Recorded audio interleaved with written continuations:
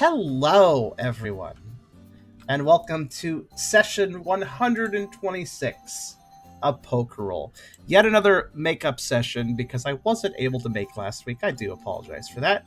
But, hey, you know what? Makeup week was easy enough to do for everybody, so it wasn't that big a deal.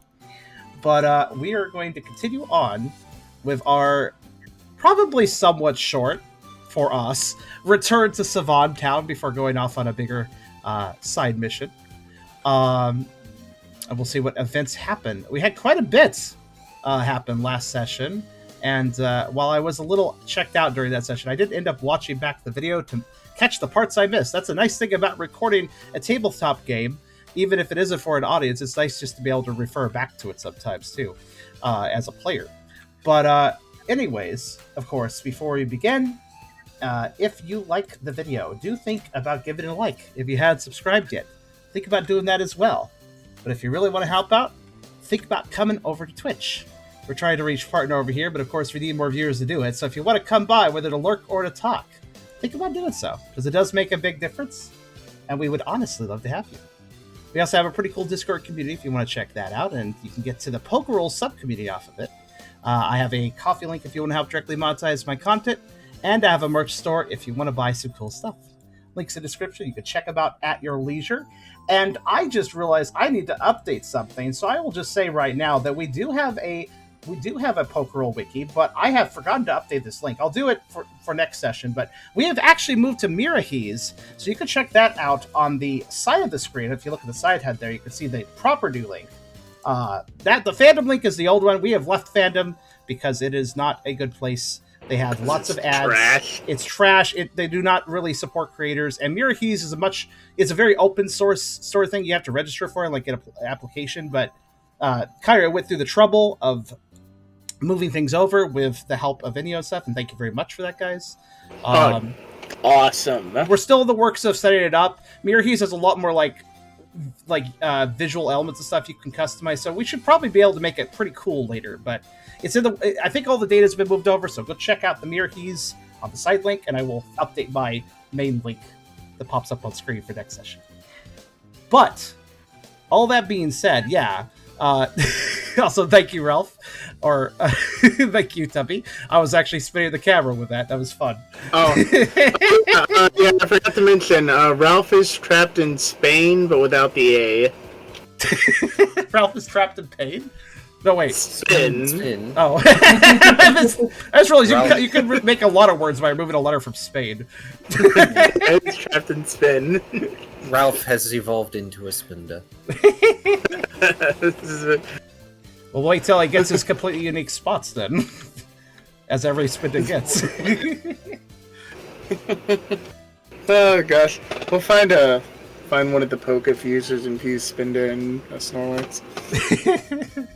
Storda. But I think how's everybody on the table doing today? Feeling pretty good. I'm not too shabby myself. Messaged an artist for a commission. Hoping to hear back from him. Cool. I'm aware that... What's that, Kara? I'm just checking people can hear me. Yeah, you're fine. I heard you just fine. Sorry for speaking over you a little bit. No problem. I know for a fact that Hydra will not be as voice active today due to kind of just have family and stuff around, so they should be able to talk here and there, but I assume they're not able to. I will try my best. Okay. No worries, no pressure. And also, Kara, how's your day going? I know you mentioned you were having some work stresses recently. Is that calmed down? Oh, no, it's not done yet, but I have today off. Good. Right That's a good on. thing, at least. I spent today sleeping in as much as my body allowed, and my mate was very nice and got us Wendy's breakfast. It's why it has a big frosty chino for tonight. I have noticed your mate does just the right amount of like morale boosting when you really need it. I've noticed that. He is an enormous sweetheart. And I got 8 hours of sleep with no interruptions. which is what I want every day, but I don't often get. I usually wake up because I have to like just wake up a little bit here and there. No, uninterrupted sleep feels good, man. Man, that's the real ticket. Tucker should get a puppuccino. That would be adorable. Puppuccino. Just a couple of cream. Yep. Gambino. I think once the Starbucks that popularized that. Oh yeah, you bring your dog in. Here's a little cup of just whipped cream. I accidentally deleted everything from my notes. What was that about tomatoes? So I accidentally deleted everything off of my notes on my thing. Oh, I heard tomatoes. Accidentally, I accidentally did too, but I'm pretty sure I just put down that I had like the napkin and some other temporary items. I'll Do we reload. need to reload the I'll table? reload the table. It's okay. I would appreciate that, yeah. Yeah, here you go. Yeah, because you had a lot of important notes, I recall. Honestly, the guy who helped me script this did a great job. I didn't really think of it at the time, but we should have had a lock feature where you can lock a text field, so it can't be edited until you unlock it or something. That would have been a good addition. Maybe that could still be added. I'm not sure. But Yeah, as I thought I only had a few temporary items. did that fix it for both of you? Hopefully. Yes, I'm good. Yeah, I am good as well. Good. Perfect. Oh, right, your wanted poster. Yeah. I look Hang good on in the it. wall. I gotta remember a time. I like look at the wanted poster and like, dang, I used to be so skinny. Man, what happened? Skinny, as in like 1/4 the size.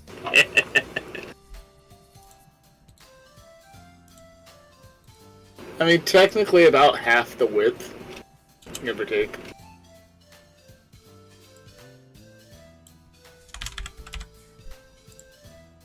And while we finish setting up, I will share today's art. Or rather, well, last week's art, technically.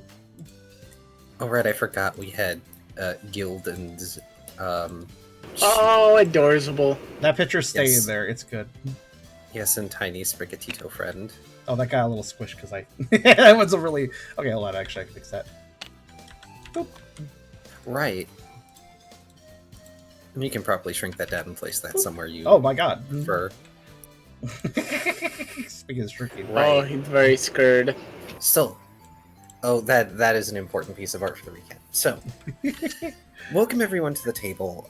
Before I start the recap, I really want to thank Kyrio for getting the Mirahese thing set up and doing a lot of the initial work. And I also want to thank Ennio, who did a ton of work helping transfer everything over as well, including the both. I'm pretty sure the both of you were doing it. Segregating the story arc page into multiple arcs so that it's not just one huge page again, which takes forever to load. Yeah, I thought that would be a good idea. It's wonderful. I love it. I appreciate it. Oh, what was Oh my that? gosh. What was that addition? It sounded like a smart addition was added. Yes, the story arcs are now separated into actual arc pages instead of one huge one with all of the sessions. That's a good idea. It was getting kind of long. Yeah. Yeah. Also, the navigation, I just noticed this at the bottom of the recap page that I'm using. You can swap between arc pages. It's so good. I love it. I'm sure there's a way to do that automatically, but I just did it manually. I mean, yeah, but it works. Also, thank you to Discord user known as Cheesy Butters, who also was helping out with fixes and things. They were indeed assisted in all this moving and such. So, in case anyone wonders if I actually pay attention to some of the channels on our Discord server, I do. I just don't always say anything. Always watching. I'm always watching you, Wazowski. Don't worry. There's a Roz NPC in your distant future, I'm sure. Look, I have to balance out the silly spaghetti wig person, alright? In any case, last session was 125. Chatterboxes. The team begins their journey through the Rusty Canyon, exchanging banter and haggling with V. As they travel, the topic of V's species is brought up, particularly why they were unevolved. V explains that during their childhood, they had swallowed an Everstone due to childish stupidity, and have been unable to evolve ever since. But they are small and marketable, so they are content regardless. Casual banter and discussions of payment continue throughout the day, until they reach Mudbray's ranch and rest there as the day draws to a close. They enjoy some breakfast come the morning, courtesy of Mudbray, and resume the journey. During this next day, Tucker recalls an item he'd taken from the Koetzer and asks Brooke to help him put it on. As the party finds out, the item is a jet booster, and Tucker is suddenly launched a small distance forward. The party ponders how it works, discerning that it can be used once before needing some time to be reused, and then resume the trek to Savantown. That afternoon, the team reaches Savantown, not noticing anything immediately off as they first look around the town. Brooke decides to go to the Pioneering Club to report their return, while the others go to the base to drop off any unnecessary luggage and show V around town. That's right, Ralph was showing V around town, not Ryder. Oh, and it's going to be delightful. Oh, it will be. When they arrive at the base, Tucker is greeted by an excited puppy and happily plays with them for a while as items are put into storage before going to the spa. While thanking Miltank for taking care of Puppy, they learn how Lilligant has still not been found yet, and they still have little to no idea of where to look, as the box they found in her room still hasn't been unlocked yet. Crocodile announces that he's done trying to figure it out himself and will be taking it to Klefki's shop to open tomorrow. Just a small side note, he probably attempted to smash it open and could not. Either that or Miltank stopped him. You all know what Crocodile's about. After dropping off some items, Ryder goes to see Blaze to see if he'd been able to finish the project they'd given to him yet. However, he explains that he's not been having enough free time to finish it in the weeks since they'd left. With nothing else to do, Ryder decides to try out the alchemy notes they received from Ursula and goes to the market to find the necessary items. They manage to buy a cauldron that Beedrill had chanced upon, set it up in the basement, and get to practicing. They take the vial of strange goo they'd received from Ursula and pour some of it into the cauldron, along with some pieces of the Dragon Eaters, causing it to develop into a purple concoction. Curious of what the substance could do, and knowing Lyre would have the ability to heal them, they decide to taste it themselves, and don't notice any immediate effects. Brooke goes to the clubhouse, noticing a slightly gloomier atmosphere in the downstairs tavern than usual.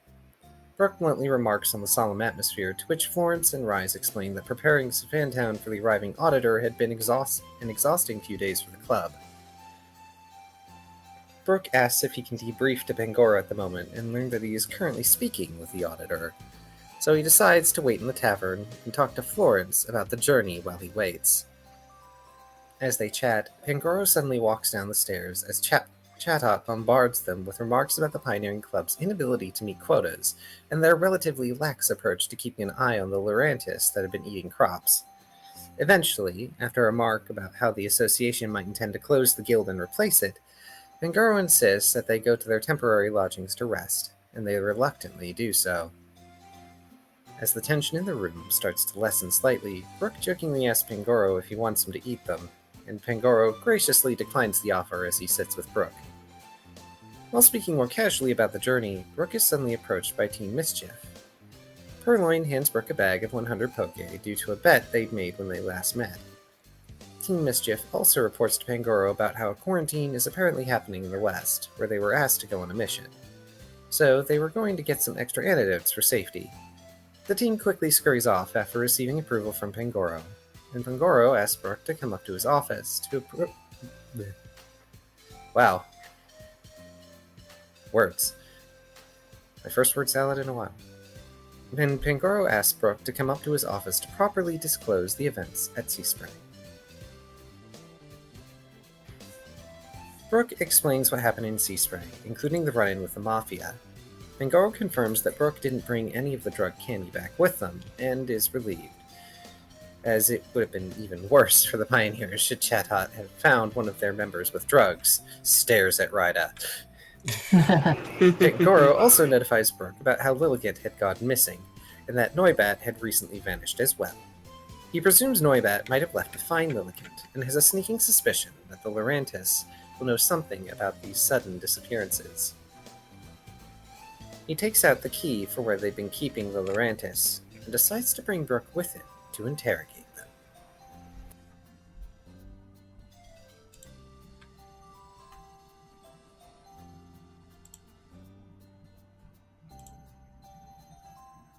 Oh yes, that's where it ended, isn't it?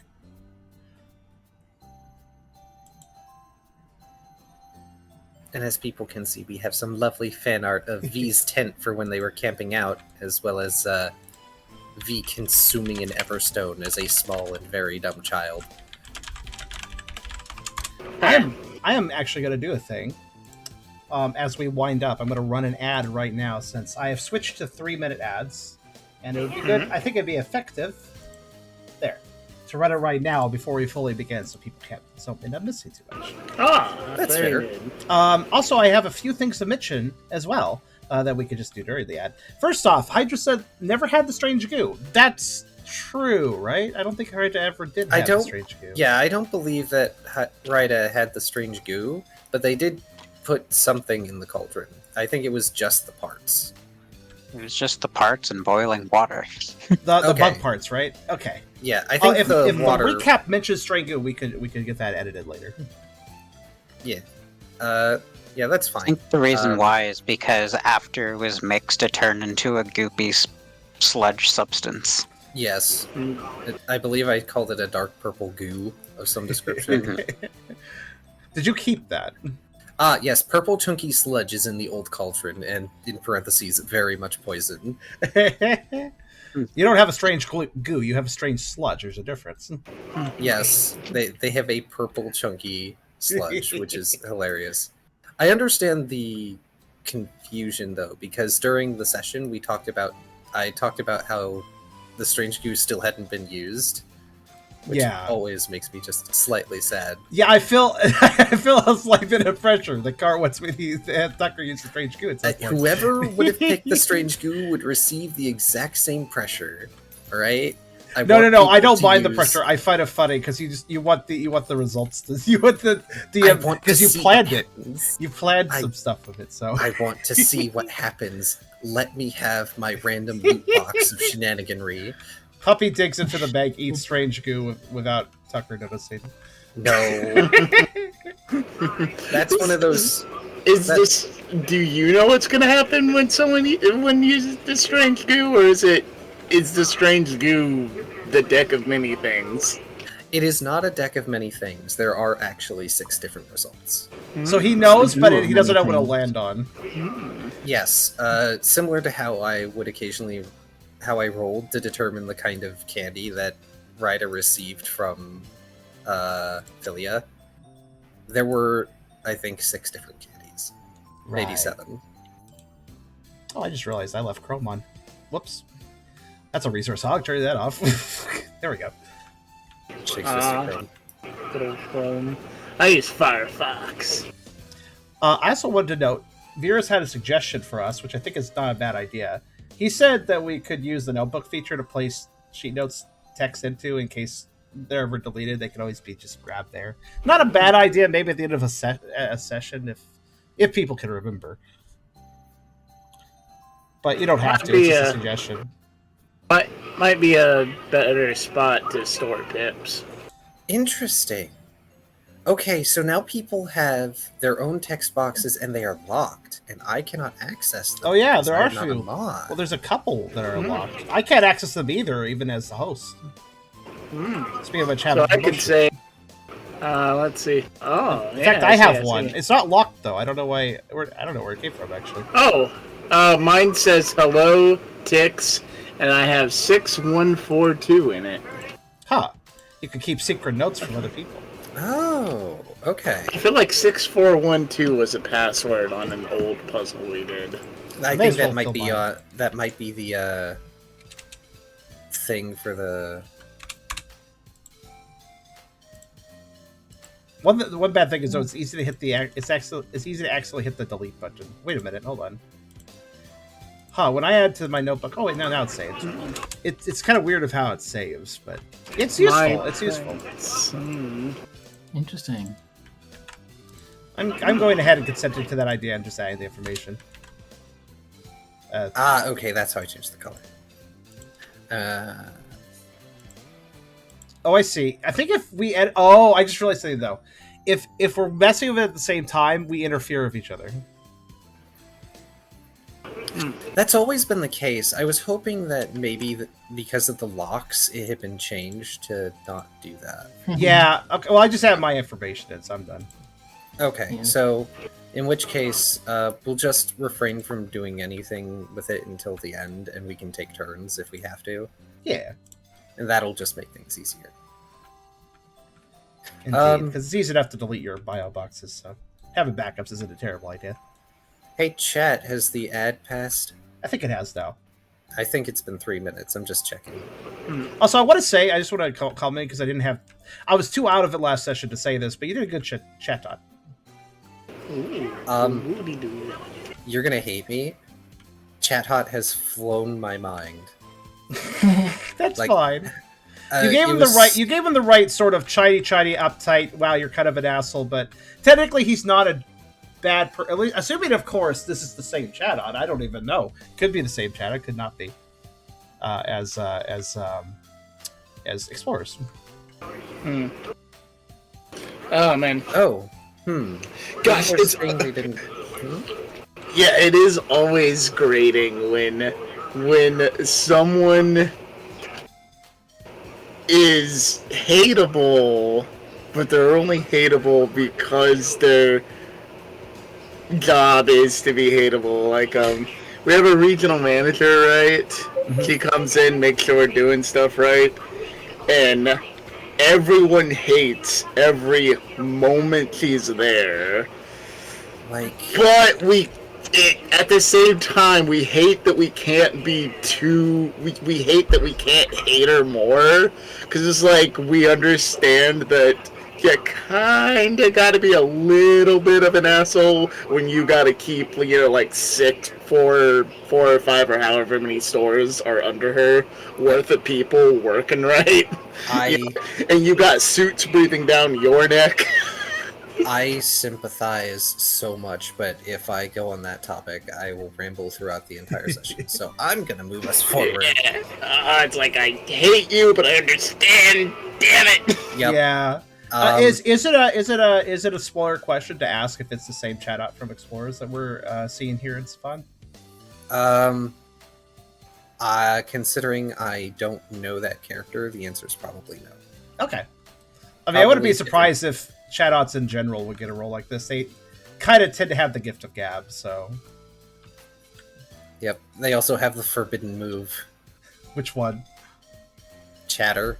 Oh, I forgot what Chatter did. Kyrio literally told me that. Actually, I think it was Kyrio who asked me if they had the forbidden move, and I'm like, "What forbidden move?" And they explained why, and I'm like, "Oh, that's dangerous." Wait, wasn't Chatter the one that took advantage of the DS mic and you talked Yes. into it to give it Chatter's... Yes, it did. Yeah. And the louder it was, the stronger it was. Oh, no. Which made it bad. Like, that was part of the bad thing, but people would also swear and stuff. So, events... So you just fucking screech into your mic. That's hardcore. Anyway, events 1, number 28. I'm repurposing a song. Okay. Oh, gosh. I know gimmicks are gimmicks, but God, I love when Nintendo fucking dives head first into one of them. Oh, maybe it was Hydra. 28? Okay. Definitely not me. Who asked me this? Who asked you what? Okay, somebody asked me about it. Maybe it was somebody in the chat. Oh, maybe. Maybe it was someone who messaged me. Also, Mero's thoughts? Yes. Okay. Oh, maybe it was. I Maybe it forget was the Vari. volume of this song. I think it's a bit of a choir one. There we go. That should be good. Yeah, it is a bit of a quieter piece. All right. Yeah, you can like put the volume down halfway and it's fine. Actually, went pulled it out because it's such a quiet song. Should be good there. Oh, we need the Lorantis. Ah, we're gonna have. Okay, let me actually, for the sake of organization, who's Liar with, or is Liar just hanging out? Just vibing? Liar's at the base. Okay. I I'm think just- Liar is making- with Rida specifically because, yeah, they needed Oh, right. to use aromatherapy.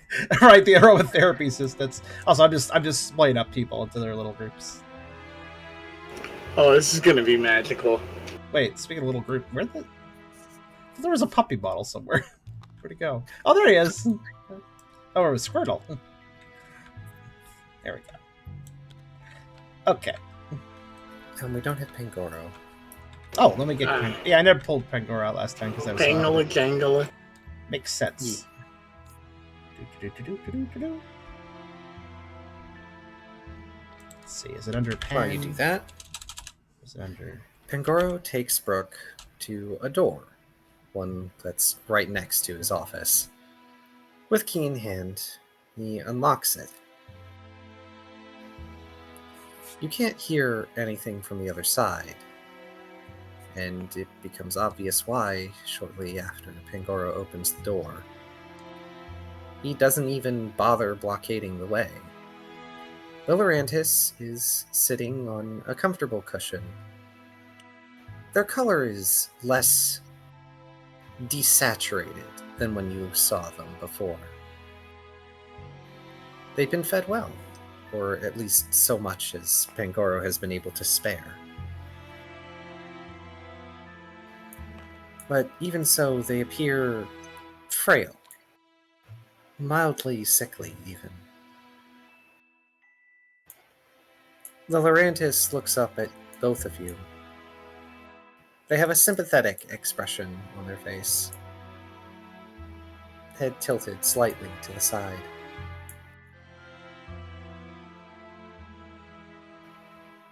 I think it's time we finally had a talk.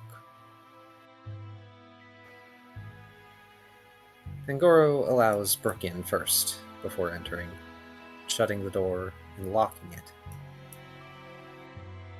The room itself is relatively small, closer to a storage room than any sort of holding space. But it's big enough for all three of you.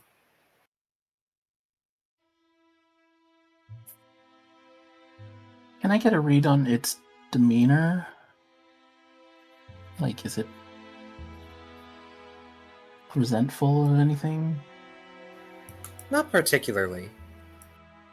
At the very minimum, it was able to kind of overhear a lot of what Pangoro's been going through, so it does seem to have sympathy for Pangoro. But toward you, it's wary. It shifts position when it notices Brooke in particular, sort of becoming more defensive, curling its limbs closer to the rest of its body.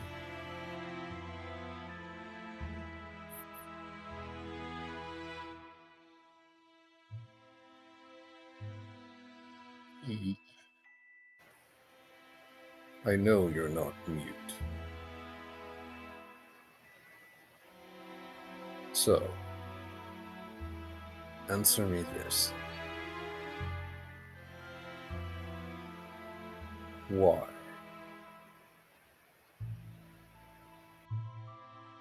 Why are you here? Why were you stealing from our orchard?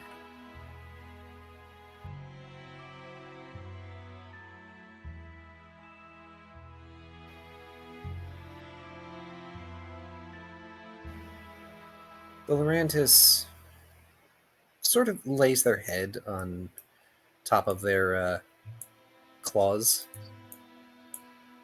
seeming to ponder this a little bit, almost as if they're not sure they should talk about it.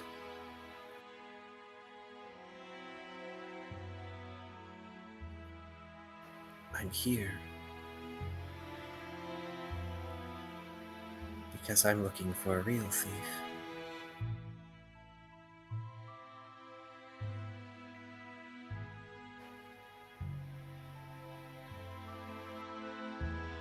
here because I was starving.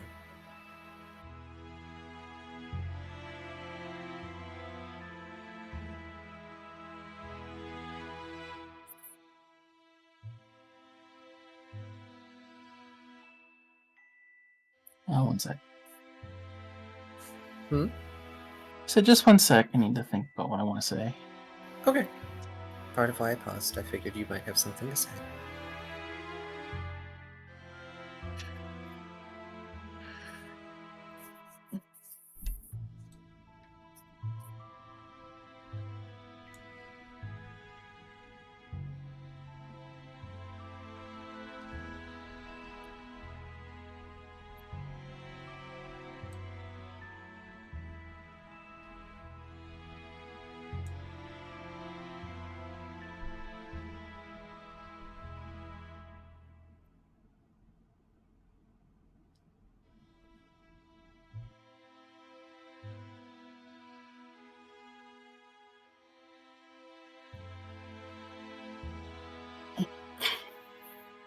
Brooke will give a disarming smile and say, I think the starving bit was kind of obvious. A real thief, though, has something of yours gone missing?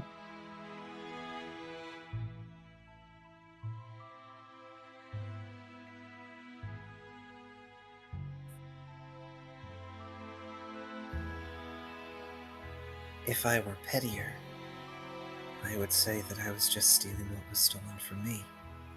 Food for food. But as the big one has seen, that only works so well. Banguro folds his arms, grumbling. Unfortunately, we don't exactly have the food stocks for Pokemon with very picky diets.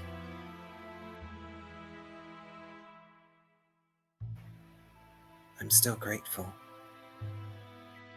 Especially since you haven't decided to just do away with me.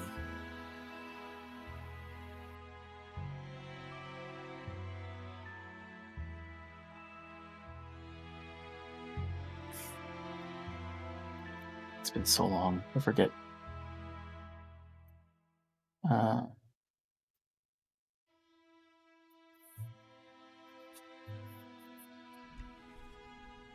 Perhaps we can help you remember. I'm just trying to remember how our first encounter went. With Lorantis? Yeah. So, the first encounter with the Lorantis, you found them in the orchard. It was something of a guard the orchard mission, and everyone was doing their own thing. Yeah, I remember that. It was like, oh, there's stuff missing. Somebody should try to find out what's up with that.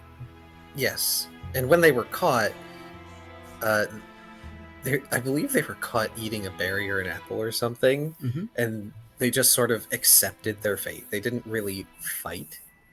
They were pretty weak at the time. Yes.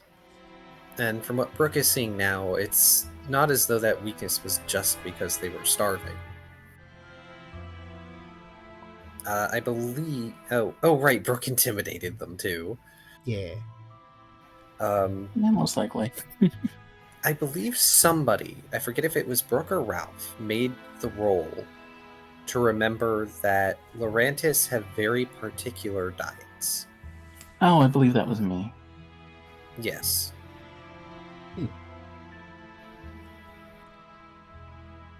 Which explains why this one is currently very sickly. Do I remember what they eat? I can bring up the page.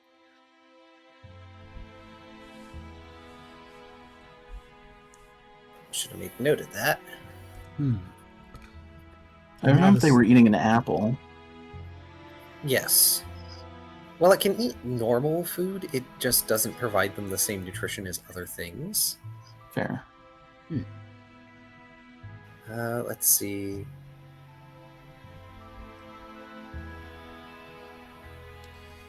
And now they are saying they were also stolen from. Hmm.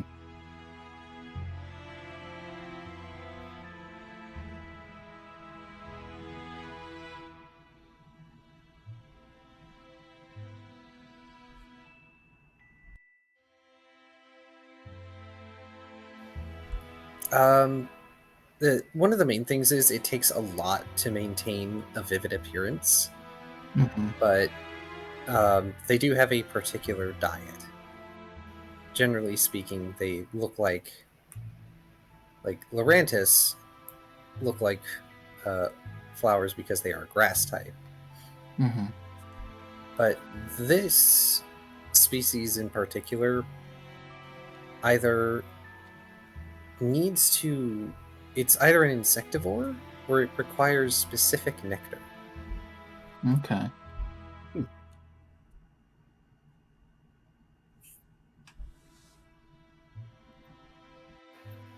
Side note, I think it's hilarious that Lorantis canonically fire laser beams.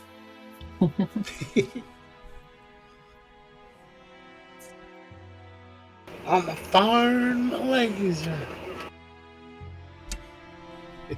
That's old. Well, I'm old. True. Same.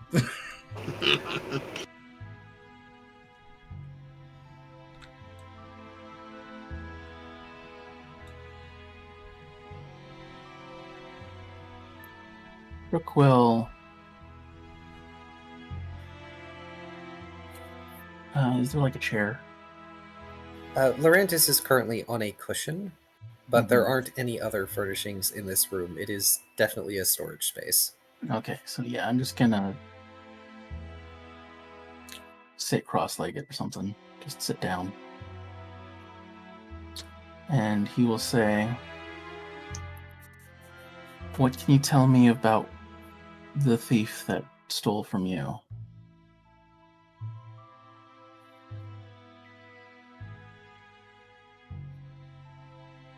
Lorantis has a hard time making eye contact with Brooke. While they make an attempt, they frequently either look away or look down.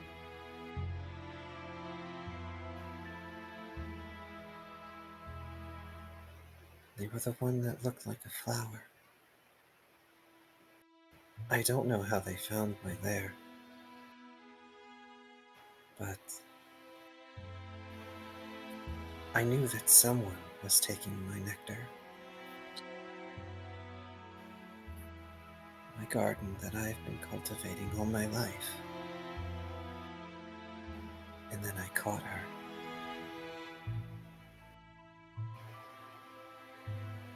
I caught her and she ran. And then I came up here and I followed her. But I couldn't find her.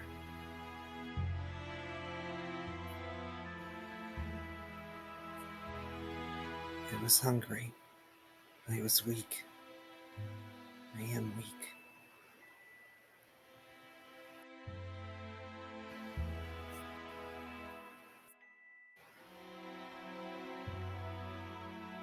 Brooke thinks for a moment.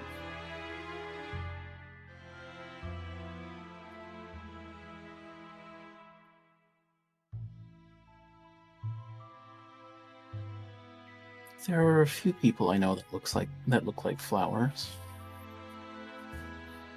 One of them happens to be missing right now. Of course she is. They bristle and make a distinctly insectoid rustling sound as they shift their manted limbs together.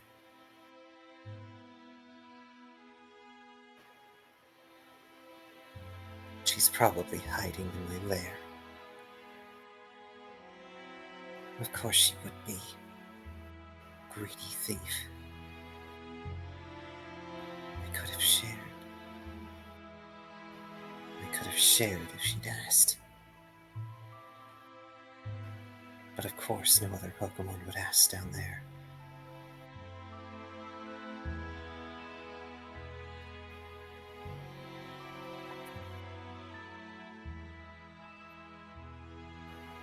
not down where you need every little starlight to survive.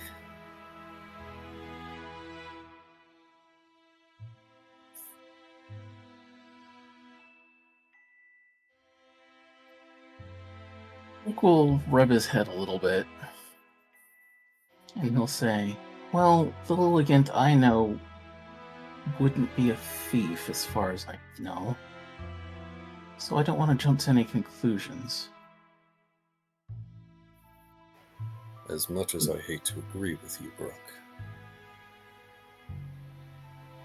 Well, from what I know of her, she's always been diligent, even if she's not always been treated the best by her co-workers.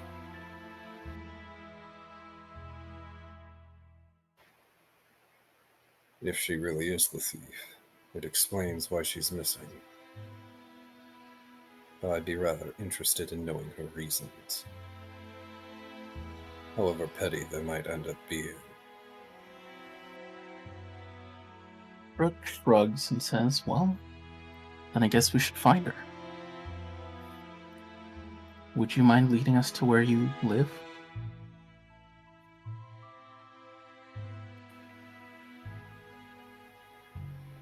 I can.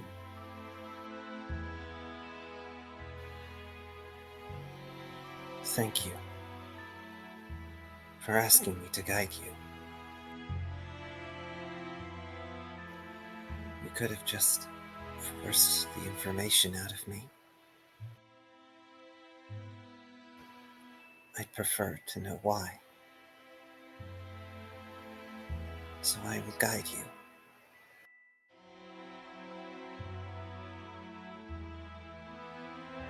Brooke will smile. And he'll just say, well, didn't seem to have any reason to doubt you.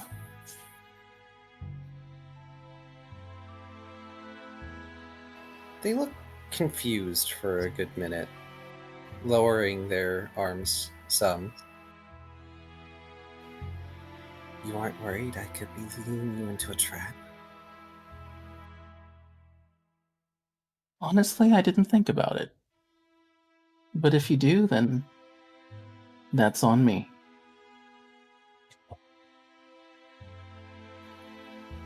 Laurentis looks at both Brooke and Pingoro, just sort of unsure. Like this whole no precaution thing is completely new to them. Brooke will chuckle. Just ask him. I get it myself into hot water all the time. But I always climb out.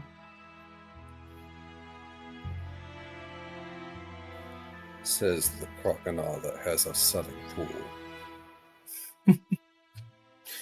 Brooke just grins.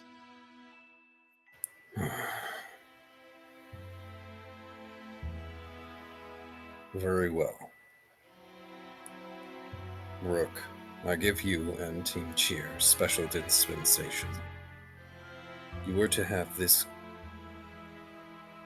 criminal guide you to wherever their lair is and find the real thief in this matter.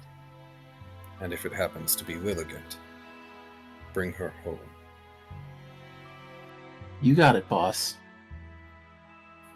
Brooke will look at the Laurentis and say, do you mind being tied up? This makes them give you a somewhat amused look. That's more of what I was expecting. Well, I just don't want you to run away on me. I'd be left without a lead.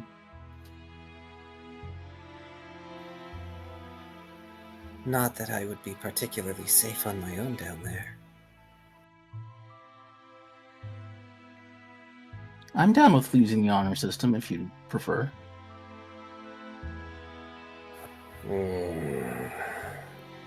Unfortunately, with Shadha around, that's not a good idea.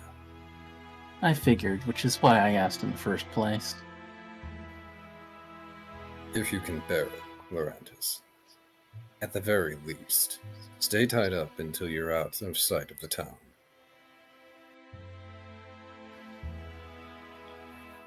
Whatever you choose is agreeable to me, so long as I get to go with you.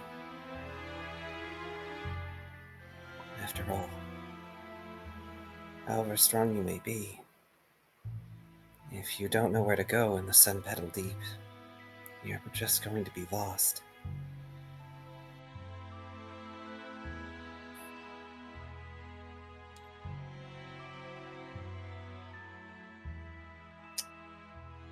Brooke will nod and say, I think we have a deal then. I need to take care of some things first, but I'll come back for you. The Lorantis nods. May I trouble you to let me have some sunlight? Of course. I'll have you move to one of the resting rooms.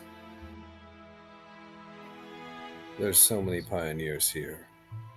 It wouldn't even matter if you attempted to escape.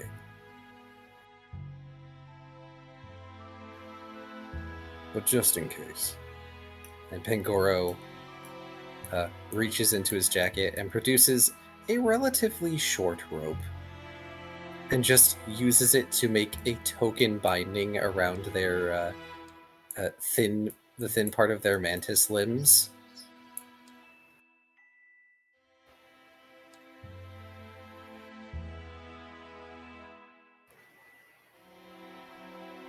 After you've had enough sunlight, come back here. Preferably before tomorrow.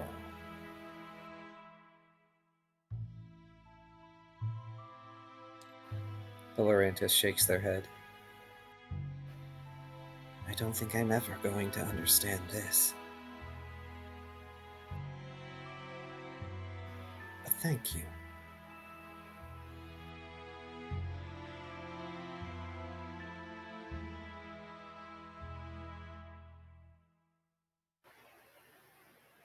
Pangoro looks to Brooke. This is going to be another discussion with your team.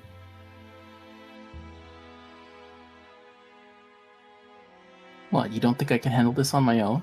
He'll grin. Somehow I'm certain you'd find a way. But I feel like your teammates would be annoyed if you left them out.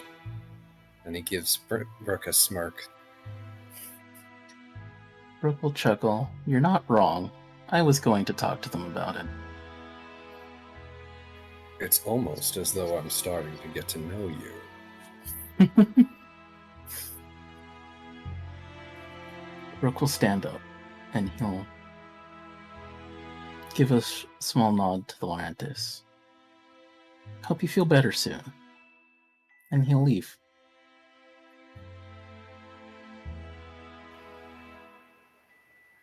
The Lorantis gives a small smile and nods to Brooke. After Brooke leaves, Pangoro will escort the Lorantis to one of the resting rooms. At least there are some windows. It's late in the day, but a little sunlight is better than nothing.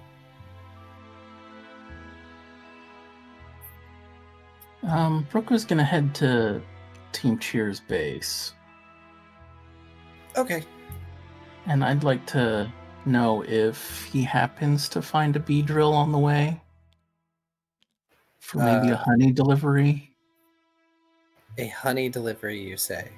To the team or from the team? To the team. When we talked to the Vespa Queen, she said she'd keep giving us honey, didn't she? That is correct. I forget, is there a honey item or do I need to make a blank card? I do wonder if a creature that eats nectar could benefit from honey. That's a good thought. I mean, technically comes from the same source. Yeah. Only technically. Unfortunately, honey is of a different makeup than nectar itself. I mean, the chemical composition is completely changed, I suppose.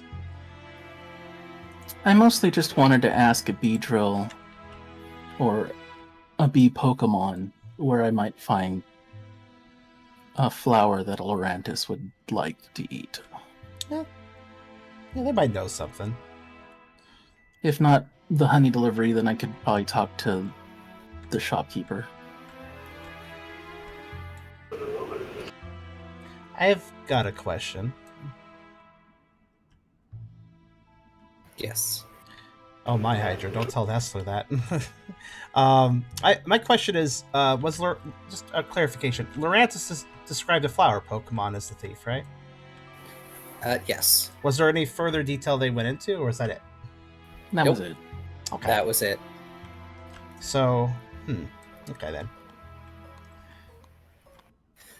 But yes, Brooke doesn't necessarily come across a Beedrill, but there is a package that is noted to be for Team Cheer left at the front door, and it contains 6 Vespid honey. Very nice. Cool. Which I can move over to HQ storage if you like. Yes, that'd be nice. Right, because you've also got an absolute metric ton of root salves. We have a bunch of stuff. We should do something with those. Does the They're a lumberry tree human. have anything on it? The what? The lumberry tree? Has that grown anything? Oh, the planted tree. At a base. Hang on. Moving stuff. Moving and grooving. So much stuff in here. We're filling our community chest with lots of good stuff. Does the honey have Sell stats? it. Or any effects? It does not. Okay. It is fruit. It is honey. It's sweet and yummy. Well, Sticky. It is specifically from the Vespiqueen's hive, which is in an arid environment, so it has a different taste than, say, one that is in a more temperate floral environment. Also, when Brooke goes to check the lumberry tree, it has started budding. Nice. Yay. Yeah. And that is a nice thing about honey is that you can, like, it tastes different depending on where it's from. So I encourage you, if you guys ever see a place that sells local honey, it's worth picking it up because the local honey will always taste different because, yeah, because it tastes different depending on where it is and what flowers are around. Yes, you did. Don't worry, I haven't forgotten. I recall a grocery store called Cub Foods. It's the only place I've ever seen like an entire giant aisle of different honeys. Like, here's honey from roses. Here's honey from blah, blah, blah. It's like, they're all very good. Yeah, it's just that honey is expensive and it doesn't Yeah. go with everything. You really should not have more than a little at a time. True. So if you're just sampling honey, getting a small jar or a bottle is probably best, but if you use it a lot, it is much cheaper to just get a big thing of it. Yeah. Also, all the root cells, speaking of which, if I recall, they're saying applied like kind of like an ointment, right? And they heal 2 HP. Correct. Yeah, Correct. They are a healing item. Mechanically speaking, I'm just going to put a couple in Tucker's bag then. I think he would have the foresight to grab a couple before leaving. That's fine by me. Yeah, That get is- a couple, be a good medicine doggo.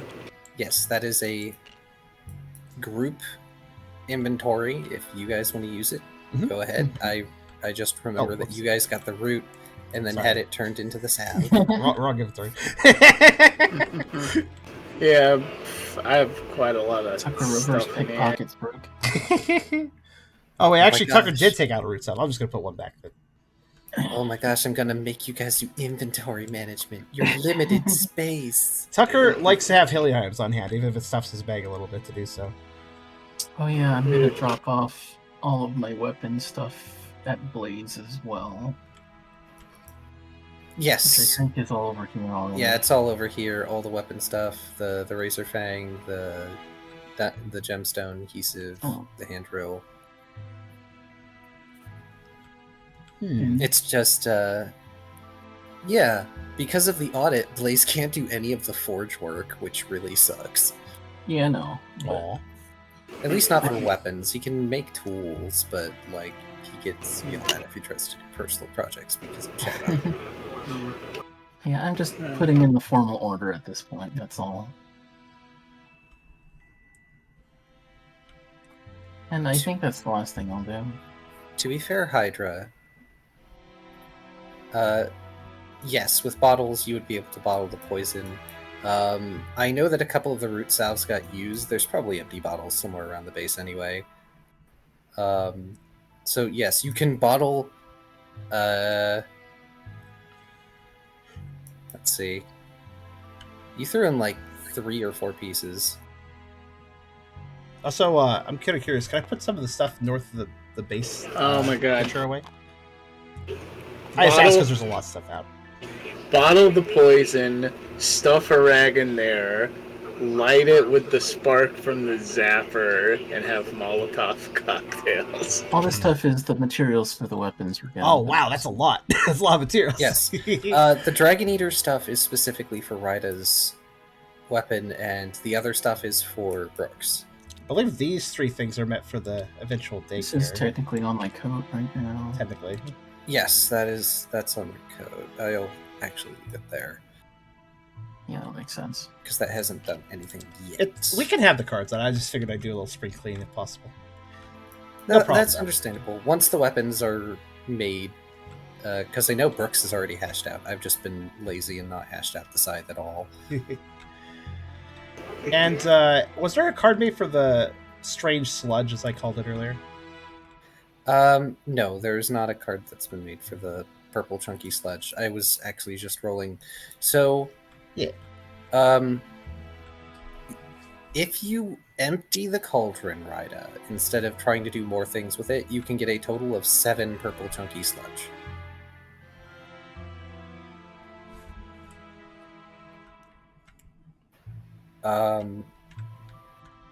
For simplicity's sake, we'll say that it functions as a one-use item that does toxic. Could apply to weapons. Or something. Yo, that's evil. Just saying. I love it. I don't think I have the materials to attempt an antidote, do I? Not on hand. You have the candies if you really want to coat the candies in poison and make them worse. No. I'll just bottle them, I suppose, since I don't have anything else I can use them for at the moment. Worst case, I can just unbottle them, so... True. Ralph. I am Ralph. Did Ralph... I know it's Ralph's holding the tooth spear. Was that originally Kyrio? Was that originally Brooks? Nope. Oh, was it for No, you? I bought Okay. my own spear. Ah, that's right. Yeah, Brooke has his own somewhere.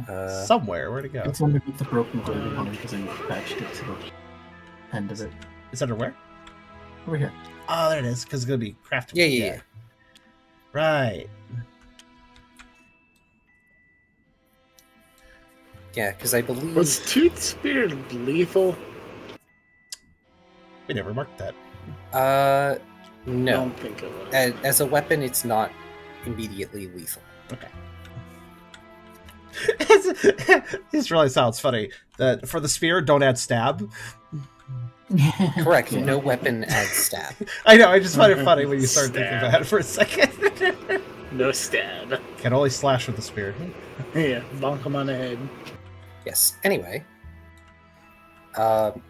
with that housekeeping out of the way, we can move away from that song. Yes. I just realized I don't think I ever generated a chat tot, so I will do that for later. Don't mind me putting that on temporarily. Oh, no as worries. Yeah, generate a chat tot. What generation is chat tot, guys? I think it's generation 5. 3? Black and white?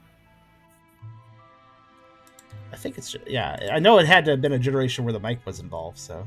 Because that was kind of the gimmick, like they existed because of the mic, I think, almost. Yeah, so... Is it 4? Okay, 4. The first generation that had a mic available, With yeah. a mic, yeah. That makes sense.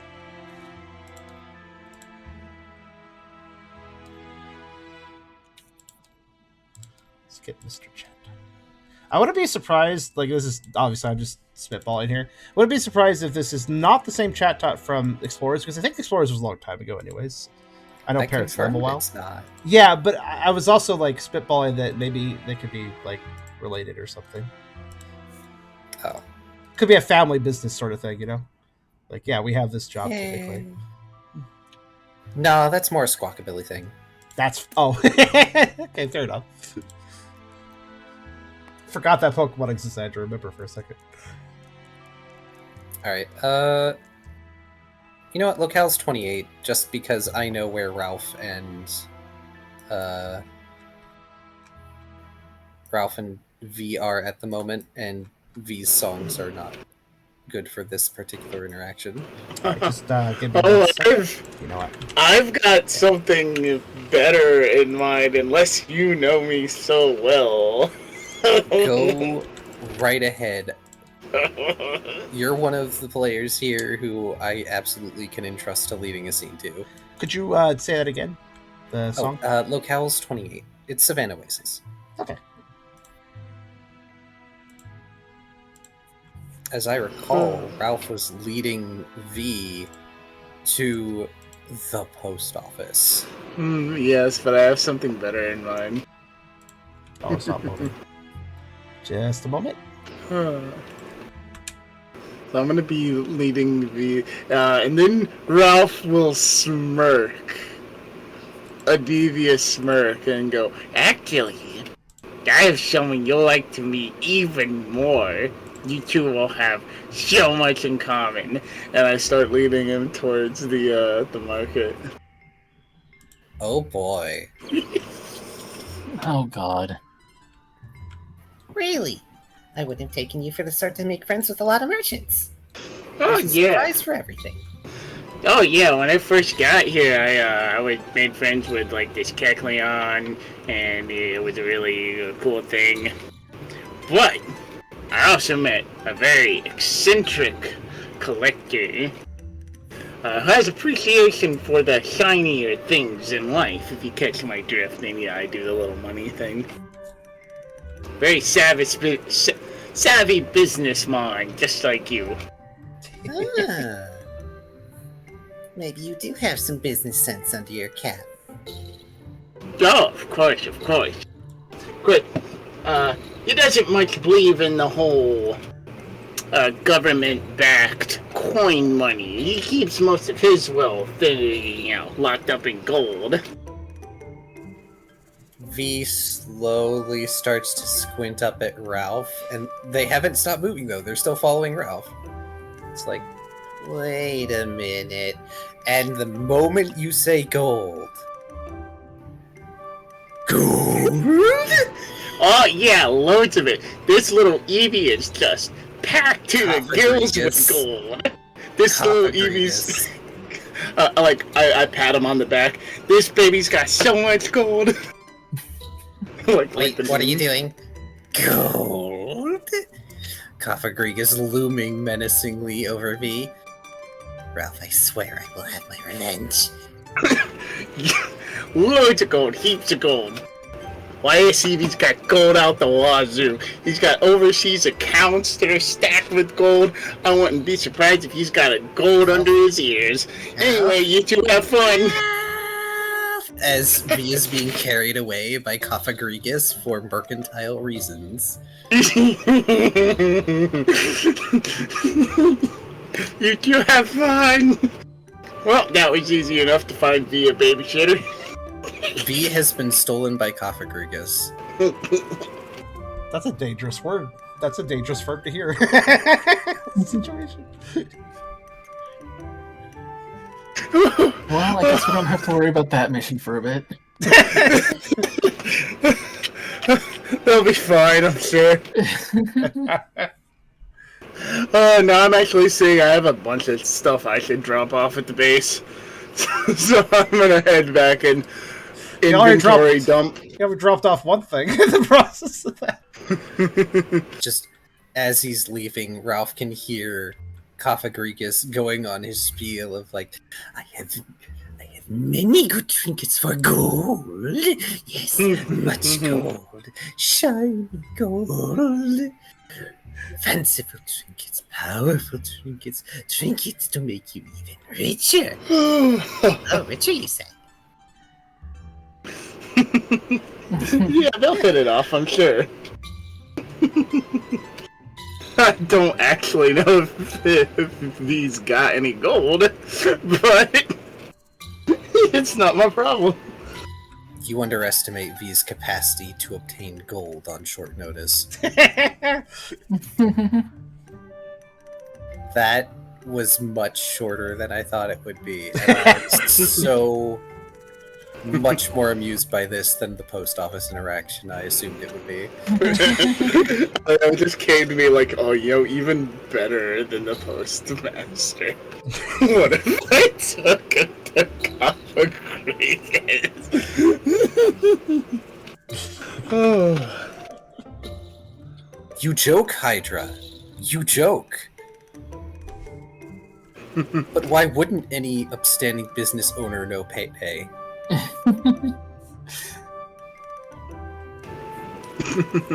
I just doesn't generate enough per hour for it to be worth it usually. Super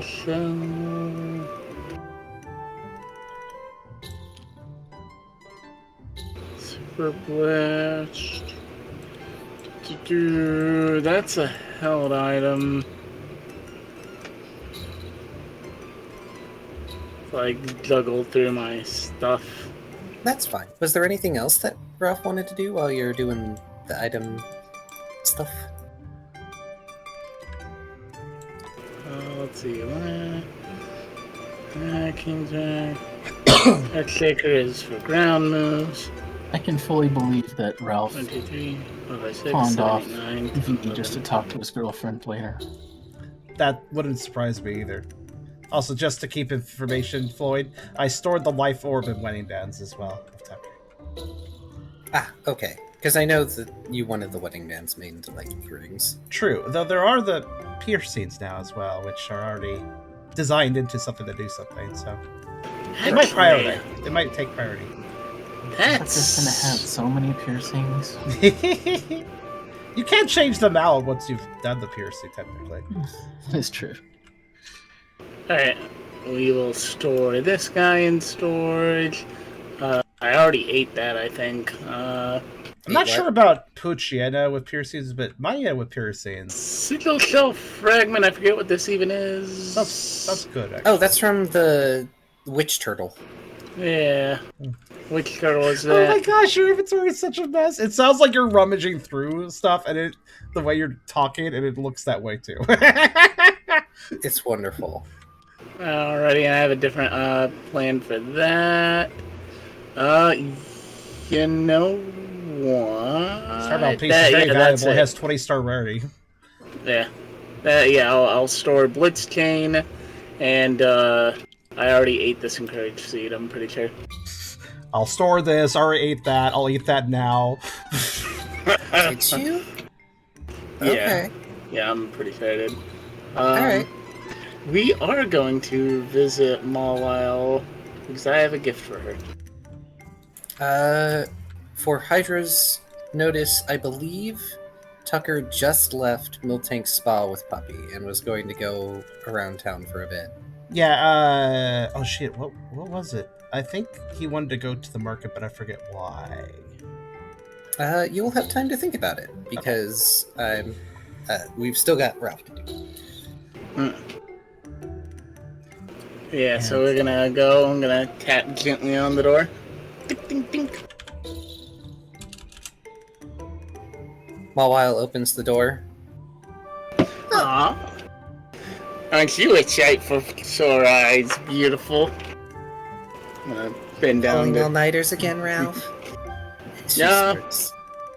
Yeah. Nah, I still sleep at night. Well, most nights. Okay, how long's it been?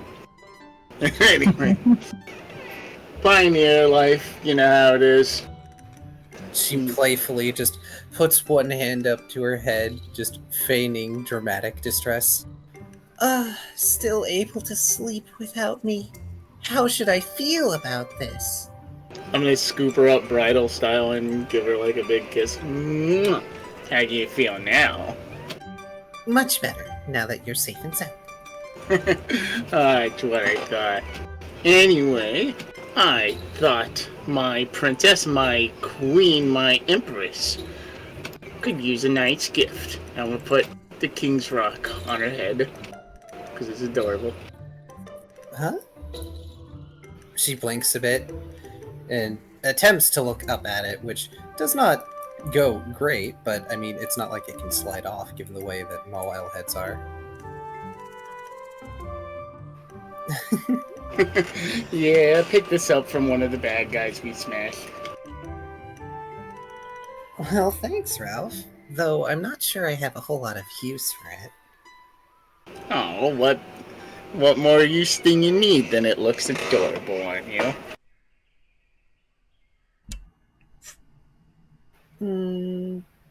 Okay. But only because it's a gift from you. Aww. We came back with that little run Evie. V, you know V, right? Why did you bring V to Savantown? Oh, because he wanted to come see the sights. No, he needs us to do a job for him. Oh.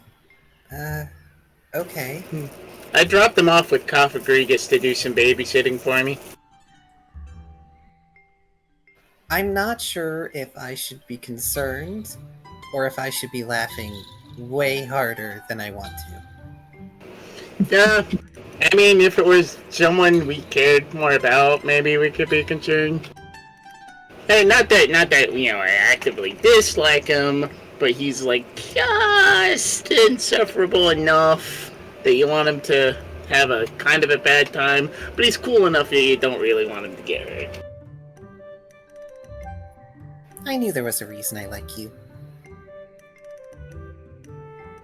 I'm just smart enough to make sense, but silly enough to make you laugh. I'd say you're more than just smart enough. Don't put yourself down, Ralph. Speaking of, could you set me down, please? Oh, right. I'll set her down. Thanks. Yeah, I'll make sure out of that. She sort of dusts herself off and happily leads you into her and ostensibly your home. It's still as cluttered as ever. Essentially. Though she has a pack prepared at the moment.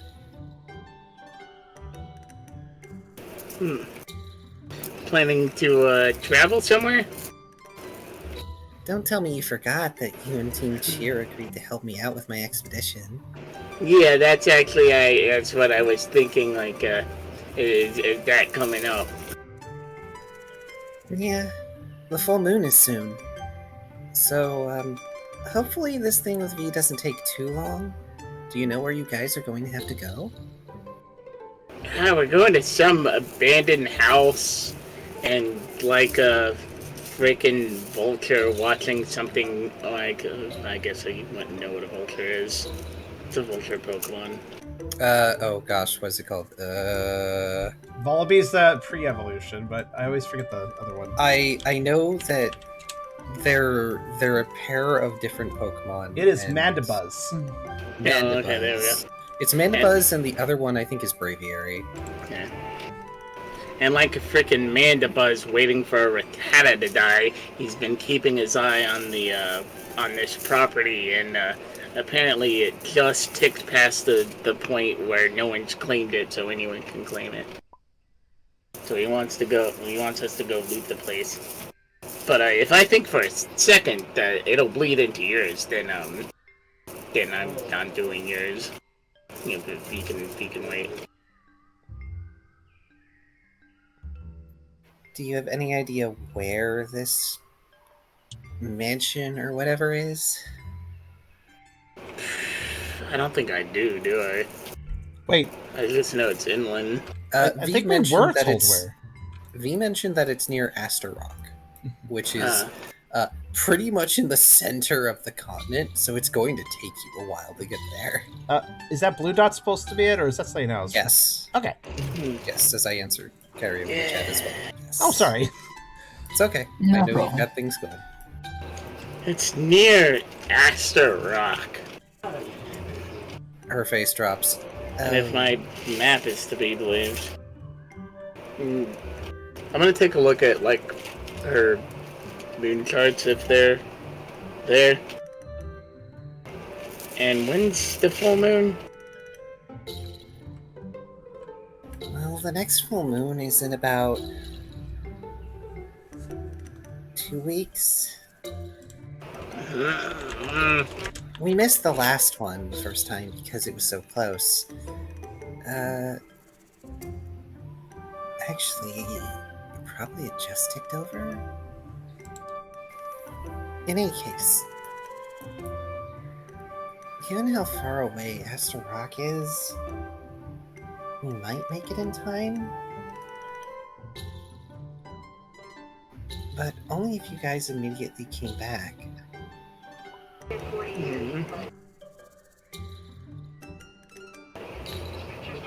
Ralph looks thoughtful.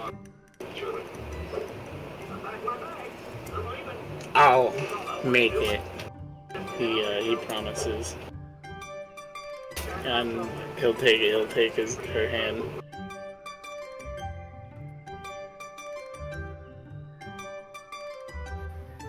She smiles, but it's in an endeared way. Like, she knows that it's possible that you might not be able to keep that promise. Thank you, Ralph. And look, if you guys can't make it back by the full moon, then we'll just wait another month. It's okay. It's just the sooner the better.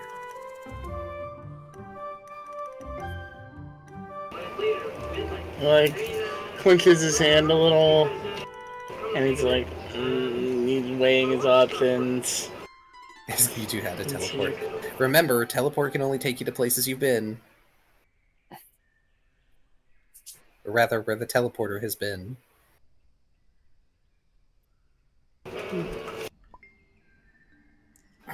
Fair. Very fair. There's also certain, like, distance restrictions as well. But I believe Ryda knows teleport. Ryda does know teleport. It's like the main thing they use, aside from the orb. Would you be possibly kind enough to put a little extra colored dot wherever Mawel's mission is? So she probably knows where she's going. She does know where she's going. Around Muted Previously, Glade, right? and she's going to mention this to Ralph in a second. Previously, she said it was near the Muted Glade. She hasn't specifically said where. Okay.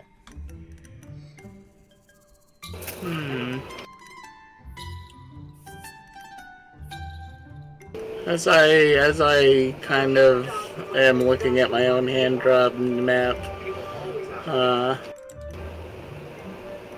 idea comes to Ralph. What if you come with us? And I move and he moves his big clawed hand across the map, and we can go from V's little cash grab, and he drags his hand across the map, to your place. I mean, that'd be more efficient. Especially since with more of us, it'll probably take longer to get out to Aster Rock. Larger groups do tend to be slower. I kiss her. I'll carry you. That's not what I mean, silly. And she, like, pushes on Ralph's face in that sort of playful manner, like, what are you doing? Gosh, these two have really deep chemistry.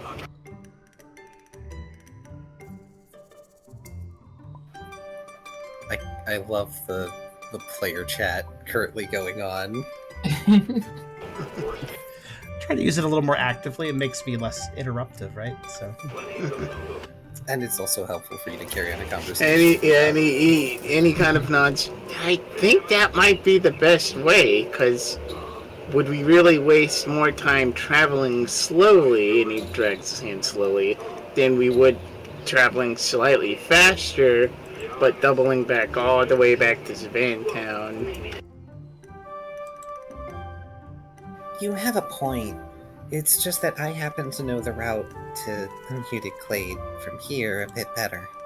But if you guys think you can find the way there from wherever you're going with V, well, alright, we'll give it a shot. I think we can.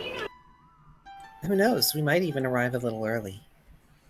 Which, honestly, would be optimal. It means I'd be able to have time to set up and watch how the whole mechanism works. Right, I think we have a plan. Well, just remember to grab me when you're going to go on V's thing, okay? Right. Give her a kiss again. I'm gonna tell Brooke I've been making decisions without him. She, Mawile clings to Ralph's shoulders so that when he stands up, he ends up pulling her with. She smiles and giggles. Ah, great. It's always fun to be able to make decisions without the team lead. Hey, if nothing else, I'll just put you in my bag. We do have bigger bags now. I don't know. Your bag is usually full of junk, and she does. Junk! There was a gift for you in there. She does the air quotes with like the two hair tentacles that Mawile have on the front. Just grinning, teasing you.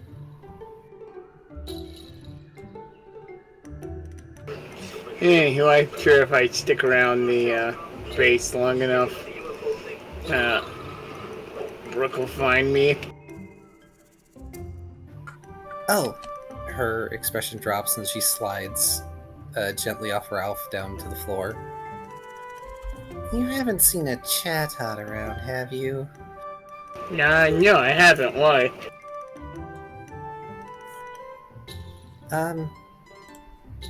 Just try not to piss them off.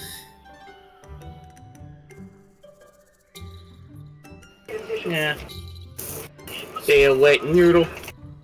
And stick in the mud. And then he realized, wait a minute, no. Wait, they're important, aren't they? She's making the Excalibur face for those who understand.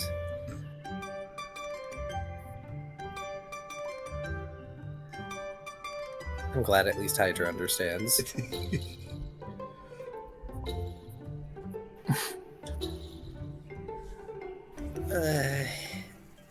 Look, I've dealt with a Chatot in my day with guild activities.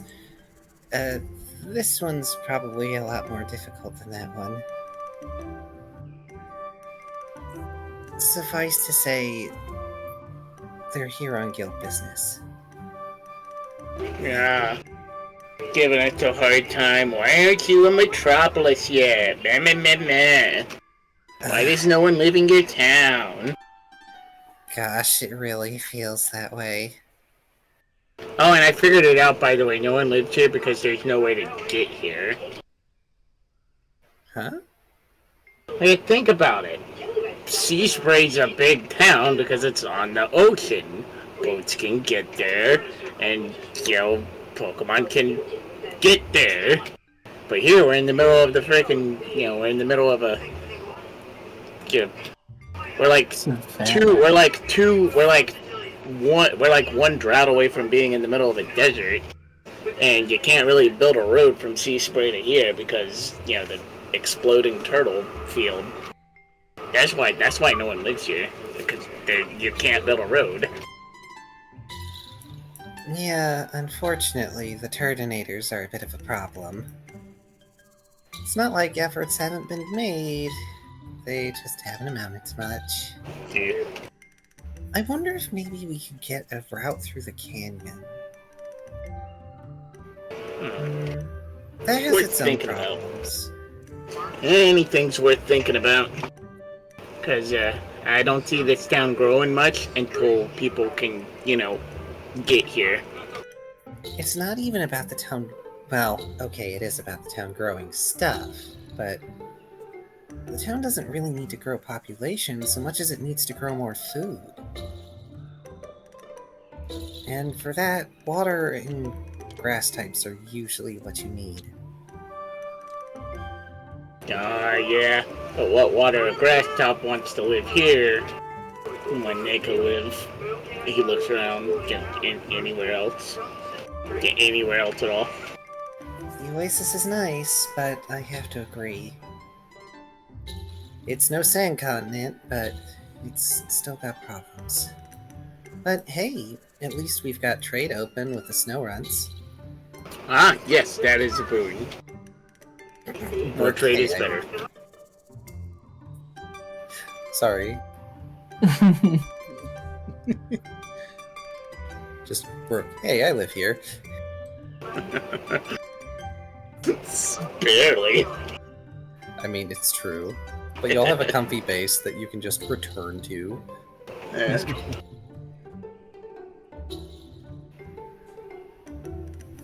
Well, before you go and get yourself yelled at by your boss, again doing air quotes, though this time she does it with her hands. Anything interesting to share with me, oh great scientist? Do I have anything? Let's take a look at my stuff. Did you have the long battle box open last time you talked to Mao? I'm not sure if I had it open or not. Well, you have a crossbow now. That's another thing. Yeah, You did have it open by the last time you talked with Mawile. It's just that the first compartment has always been locked, I think. Yeah. Well, I think until recently. Or... If I remember correctly, in any case, I haven't...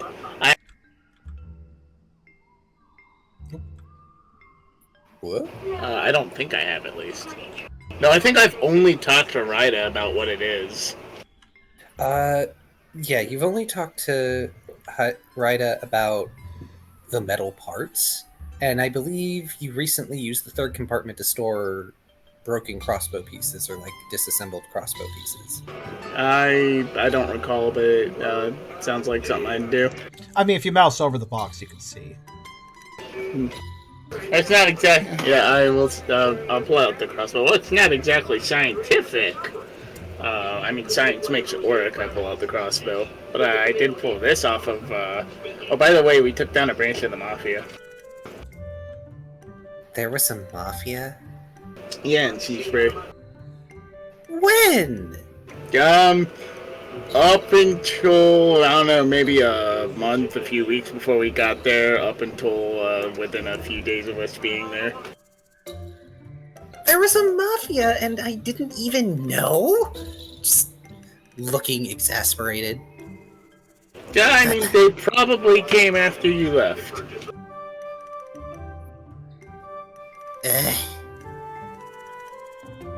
Well, so long as everything's fine. Yep, everything's good now.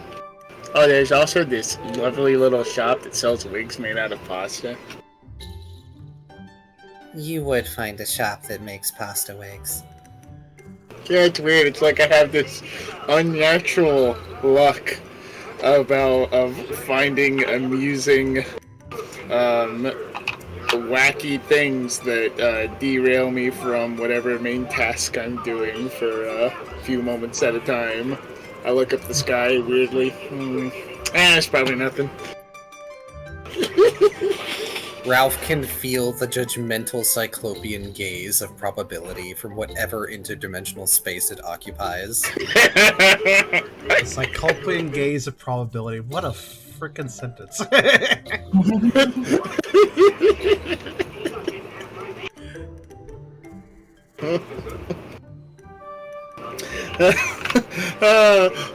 I'll tell my boss the good news.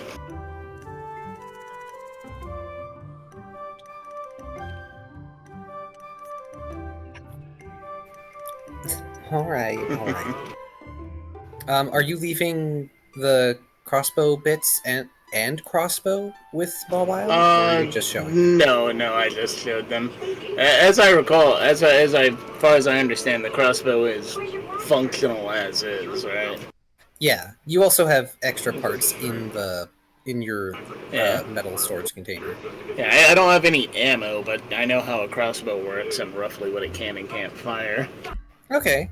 Well, Mawile can't exactly work a forge, but making bolts isn't all that hard. Yeah, that's what I was thinking. I was thinking we can probably finagle a way to make bolts. Like, I have this tooth spear. If anything, I could probably carve wooden bolts. Oh, I know what we could do.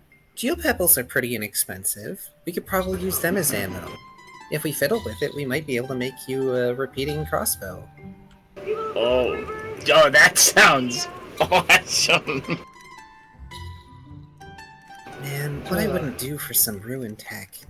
We might be able to make something better. But that's what my expedition's for. And she winks at Ralph. Just get a bag Such of a chips. cute ring. Oh man, you are so adorable. Ralph working on the technology tree.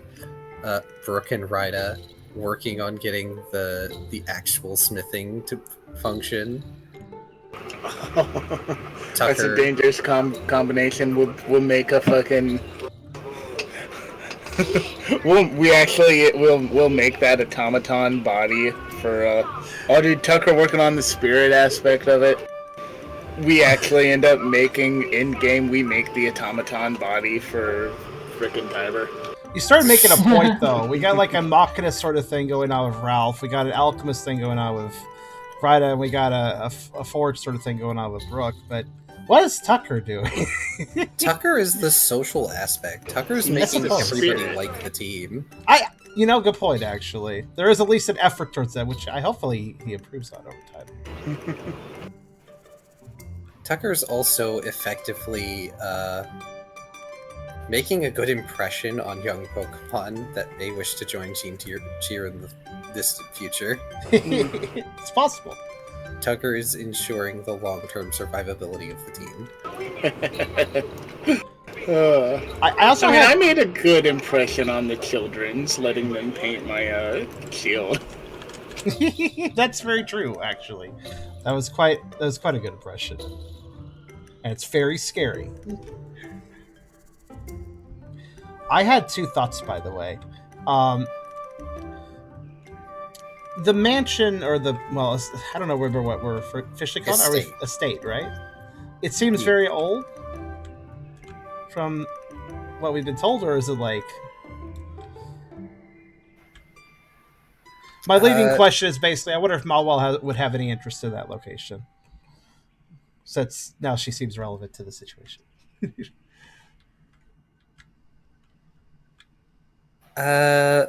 She might, but it's one of those things where it's old but not that old. It's not old enough. It's not an archaeological find. It's just an abandoned building in some land. If there's any older stuff in it, like if it is a mansion of sorts, then it might have some antiques or something. So maybe she could be helpful for that. But I was also noting, because I kind of wanted to get... If she wants something, Ralph's gonna let her have it. Like, V can suck eggs if she wants something. V can suck Everstones. There was one thing I was noticing, though. When Kyrio suggested the idea of her being escorted to the forest area we're going to later, and then we meet up there, that was a good suggestion for two reasons. One, maybe it made a little more sense for her not to travel all over the place, but two, also, if DM doesn't want to have a million characters to deal with. That was the only other thing in the back of my head is, will you be able to have both Mawile and V? I just want to acknowledge it for the DM's sake, that's all. I appreciate the thought. I'll tell you straight up, Mawile's not going to help in combat or anything. Yeah, That's I figured. Yeah. V is also going to be relatively useless in combat. I feel like V would want Yeah, to 'cause delegate that's a lot of moving parts. Plus, we are quite powerful as a group already. To put it another way, Mawile can probably fight on par with the rest of you, but that's not why she's there. Yeah. And also, well, she's also basically being... Oh, I see what you did there. She's basically being a support, whereas V... Well, hired an escort. They hired an escort because their combat ability is not great, and even if they are or were equivalent level to you, it would all be social. Yeah, they have all social stats. Also, when you hire an escort, you kind of want them to do the stuff. Yeah. Exactly, they are paying you to do this. Don't Yeah. make them do the work. Yeah, indeed. Yeah, they're paying us. But yeah, just from a balancing standpoint, I didn't expect Mawile to contribute, because our action economy would be so busted with another member that, like, for an encounter to be challenging, there would have to be like 12 fucking mods. I would rather combat did not take a year and a half, thanks. That too. That's part of the reason why. Yeah. Groups of 4 and below. Well, I wasn't actually thinking combat mechanical aspect, because I was thinking social aspect, because of course that's what I was focused on. I'm like, hope DM doesn't mind having potentially more voices speaking up. That's all. Oh no, that's fine. Okay. Look, I haven't had an issue with needing more oxygen in my lungs since, like, the most recent instance, okay, where I was doing a back and forth between characters for what must have been an hour. But also depends on the character, I suppose, right? Some of them are harder than others. Yeah, like that McCamp who was Randy Savage. Please, no. Slim Jim. There's a reason I don't do that voice. Mobile and V seem pretty easy on your voice, from what I've gathered. Indeed. Now, have you figured let's out see. what you wanted to do with Puppy? Yeah, I remembered. I did remember. I actually pulled those 2 items I put away back, because I just remembered, yes, I was no longer interested, but there was a reason they were in my inventory. So what Tucker was going to do was he was going to basically go to the market and see if he could sell off a couple of things that he didn't need, because he's very poor and could perhaps use the money. He was going to bring Puppy along, not in any sort of like little pouch this time, partially because Puppy's getting older, but also just to kind of give him a bit of faith that Puppy can stay by his side. He's going to watch them carefully, but watch them carefully. But Oh, can somebody please remind me, how much did Ryda get for selling that life orb? Was it just 500? Because I remember Ryda rolled really well when I asked them. to be fair, I don't expect the same price, because I mean, separate sale, separate haggle, I suppose. Possibly different merchant too. Yeah. Were you going to sell the wedding bands? I thought you wanted to keep them. Well, see, that's the thing. Like, they technically definitely have some worth. But again, the piercing, I hadn't really brought it up in game, but Tucker had deviated towards the wedding bands don't have any special properties and would have to be imbued. The piercing already does. That makes it a more valuable item. I only want to remind you that the wedding bands did come from, like, A rather sentimental situation, yes. They have some... Yeah, Tucker might keep them stored for the sake of just... For the sake of respect, I suppose? Like, if you wanted to sell them, that's fine. It's not like their vengeful spirits will come after you like, why did you sell our wedding rings? It's like they don't have any use for that. They're gone. You make a good point, though. Tucker might instead just put them away instead of getting rid of them in any form. In fact, that might make more sense than like, modifying them anyways, as far as the respect thing goes. Congratulations, you made Tucker earn less money. It's fine. It makes sense for his character for him to not take an advantage unless he absolutely can respectfully do so. So, that's totally fine. Gosh, it so makes me think of debating whether or not to sell the wedding rings in Fallout 4. Because technically they don't do anything. You can equip them, but they don't do anything. It's literally sentimental value. You can build a plaque and put them in the wall. Is there anything else at HQ Storage that could be sold? So here's the thing. That would be very rude if it's somebody else's item. Very, very rude. So obviously wouldn't happen. But we could probably have a separate chest if we wanted and just label it as, like, mission trophies. Because you could just keep things as, like, keepsakes and trophies. Yeah, I feel like the rings qualify for that, honestly. Like, It's not really a requirement right now, but not a bad idea.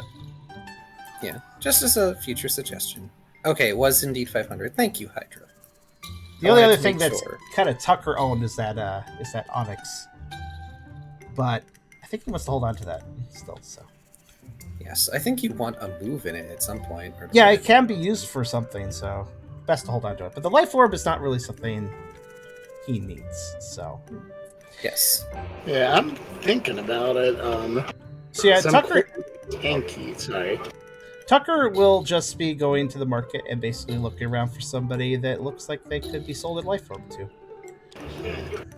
All right. Go ahead and roll me a die. Okay. And he will be paying attention to Puppy because Puppy could go a little shenanigan-y otherwise. That's a good idea because Puppy is very excited that you are home and is just running all over the place and barking and sniffing all the things, even though they have already been around here before. Tucker allows the activity as long as it's not too far out of line of sight. There are a few merchants out this afternoon that might be willing to purchase a life orb from you. It's not exactly a super rare item necessarily in the grand scheme of things, but out here it's probably not particularly common. Tucker is not desperate to get a great deal for it. He's just looking to expand his rather waning wallet.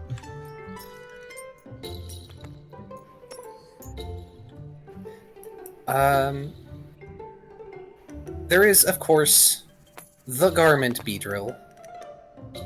They're still stuck in their Kakuna thing. No, wait. I think I said they're finally out of their Kakuna shell, didn't I? Yeah. But there's a couple other merchants. There's a Kekleon. You notice that Kaphagrigus seems to be holding an Eevee. The Eevee does not look pleased. Tucker will probably be able to recognize that as fee. To be fair, you could always trade the life orb to Kaphagrigus for gold, possibly. Oh, I thought he just traded gold for things, not the other way around. Also true. And if they won't take the item for gold, maybe you could trade it to Kekleon for gold if you wanted. Tucker will probably greet the Breedrill since he's seen him before, but we'll probably actually mainly focus on the Kekleon. Since that is the shopkeeper he has not interacted with. Beedrill will wave to Tucker. They will, of course, try to hawk their wares, but they know that Tucker already has effectively a closet of clothes in their bag. Oh, actually, Tucker will ask them if they perhaps know somebody who could change the insignia on the piercing that Tucker has. When you present the piercing, of course, Puppy sees the shiny thing, and immediately Puppy thing they want to eat it because ooh, shiny must taste. Tucker will briefly chide. No, we don't eat metal. That's not good.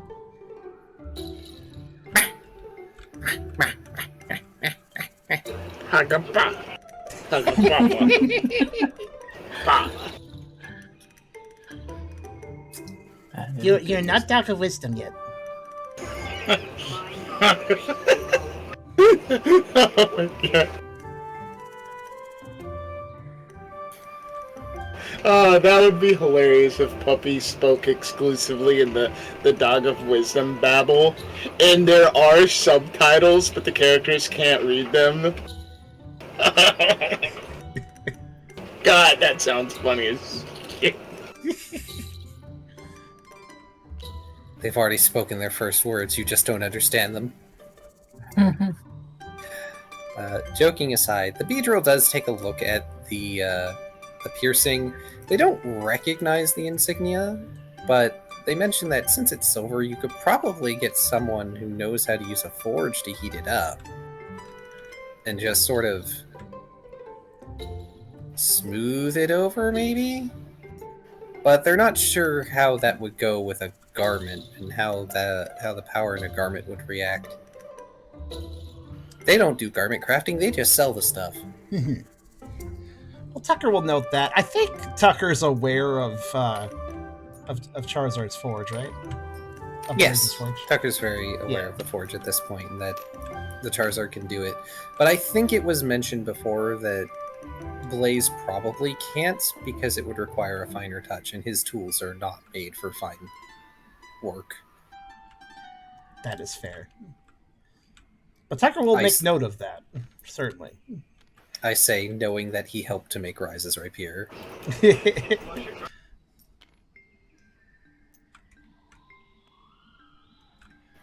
The Kecleon has a variety of items on sale, as Kecleon are wont to have. Classic shopkeepers. Though Tucker does not pay too much attention to those, knowing he has very little money, and instead offers the life orb to the Kecleon, asking if they could give him a decent price for this. There is a shiny apple among the wares that are on their mat that Puppy immediately wants to try and consume. While interacting with the Kecleon, Tucker will move his tail to basically just flump it on top of Puppy's head to prevent them from climbing the table. Oh. Ah. And they chomp onto Tucker's tail. Tucker's alright with this. Not hard. It could be hard, but they don't chomp hard. Yeah. It's like brain tug. Also, it's largely Yes. floof, so it's fine. Yes, they do the gurgur and tug on tail. Tucker finds this an acceptable distraction for the little one. If your tail is too big for your mouth, it's not your tail. That is good.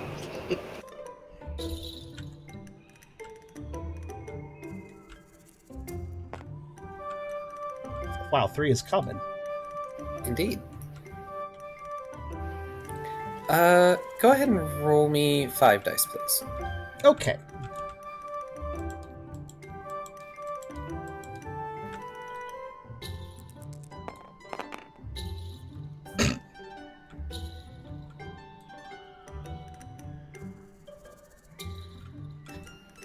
Unfortunately, this Kecleon seems to only really be willing to purchase the life orb off you for about 120 poke.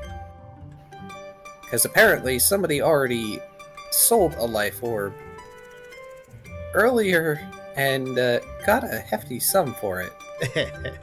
And See, since, that's to not quote surprising. Kecleon, since the market is already saturated, Tucker does have an inkling of who may have sold one, and but I can offer you a trade. Tucker looks up with a little interest peaked.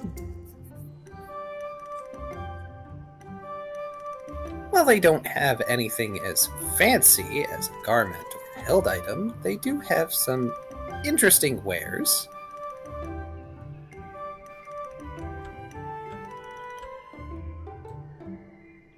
They happen to have a green orb, what looks to be a pair of citrus berries,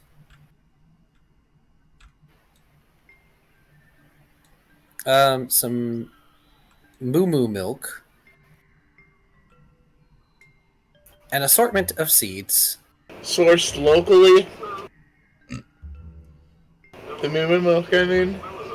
Maybe. Look, they might be trying to sell the free moo milk they got from the spa. As well as what looks to be an evolutionary stone. All right. First off, green orb, as in it's just a green orb, and not clearly what it does. The items are not particularly labeled. The Kecleon, this Kecleon apparently likes to explain. Tucker will ask about the green orb and what it does, if Techland knows. Ah, well, you see, this is a health orb. They hold it up, and it shines in the light, reflecting just sort of emerald glimmers that puppy tries to pounce upon.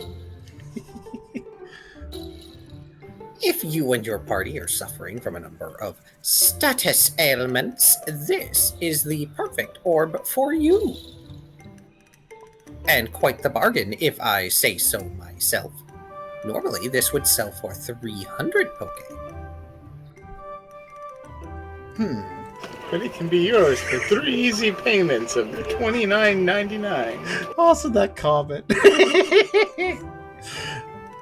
I'm glad it sounds that amusingly. Like, oh. I just started thinking of Pokemon Snap and all the lines. Excellent. So, okay, what was that last item you listed as well? I blanked. An evolutionary stone. Right. Which one? Or, well, what could Tucker tell about it? That's a better way to put it. What's a look? Go ahead and roll me 2 Doom Dice. Ooh, okay.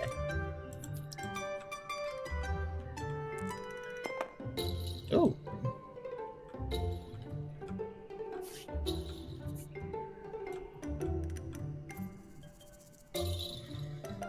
And the life orb, or I'm sorry, yeah, the health orb is one time use, I believe. Yeah. Yes. So this evolutionary stone looks a bit odd.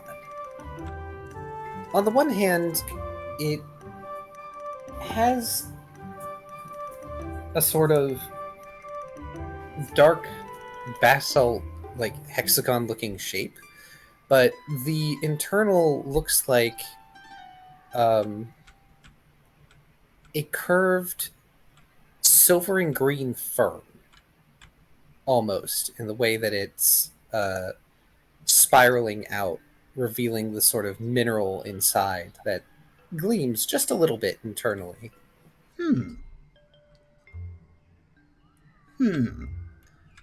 You've either described a very custom thing, or I can't quite place what you're describing. Interesting. Tucker will ask Keklan about the stone as well, finding it intriguing.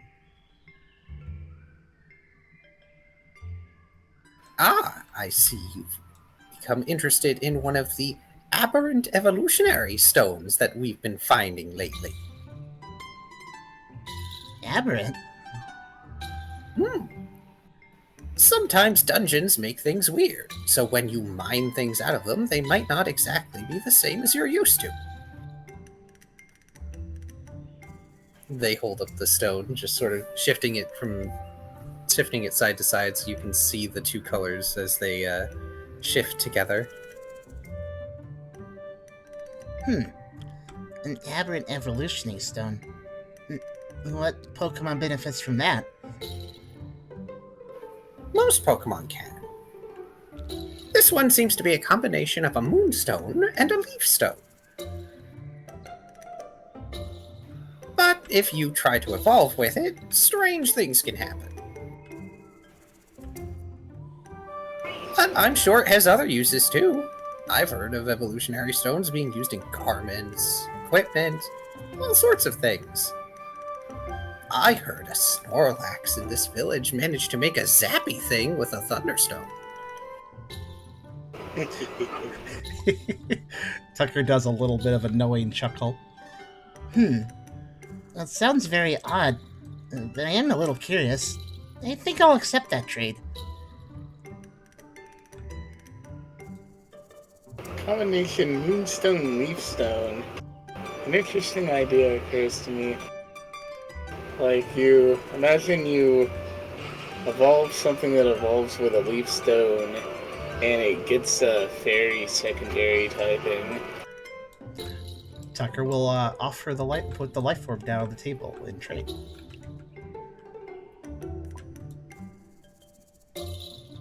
Moonstone isn't specifically fairy. It is for... Let's see who it evolves, actually. I'm going to look that up. Well, a lot of the Pokemon it evolves were retroactively made fairy, but it evolves purple and pink Pokemon. Its initial purpose was cuter Pokemon evolved from it, effectively.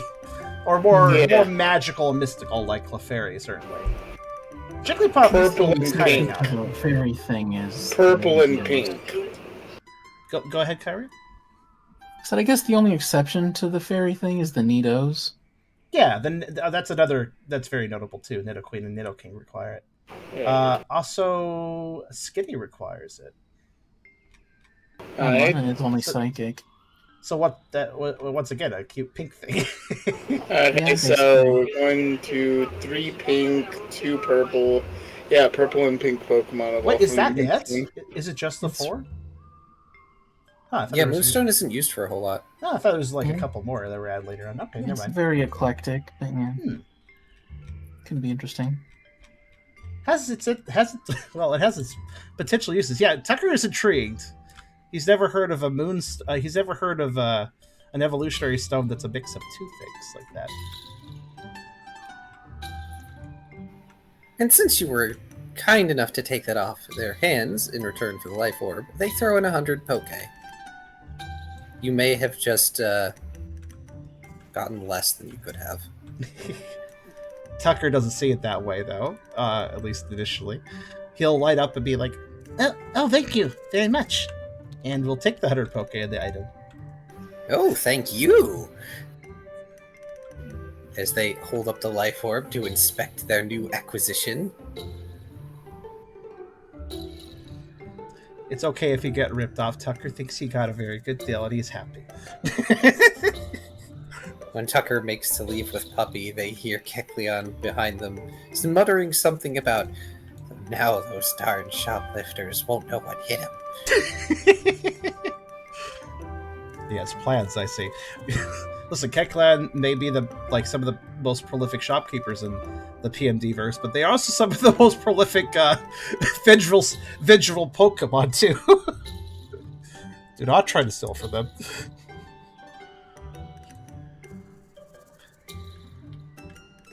To be fair to Tucker, even if he did get ripped off, he has now gone from 5 money to 105 money. So that is an extremely large gain of money over what he had before. Being broke means you appreciate every nickel. So I like what you wrote here. So you added the item, I see. And did you see that? You saw the item. Okay. So Moonfern Stone is what you've called it. Basalt Hexagon with a emblem of a silver green fern, revealing glittering crystal within. Yep. I copied a Moonstone card and put it over because, I mean, it is part Moonstone. Moonstone Leaf Stone. That does make me wonder if it's safe for evolution. Maybe. Hey, B, come over here. Something. Like, slap it to V's forehead. We're gonna see which is stronger, the Everstone it is. Ralph slapping it to V's forehead repeatedly with, like, little slappy noises, like some people put in their animations. V looking very unamused. You know I can't evolve, right? There's text at the bottom. It's no use or it's not effective. Not very effective. You hear Pangora's voice. Now's not the time to use that, Ralph. You remember Pangora's advice. There's a time and place for everything, Ralph.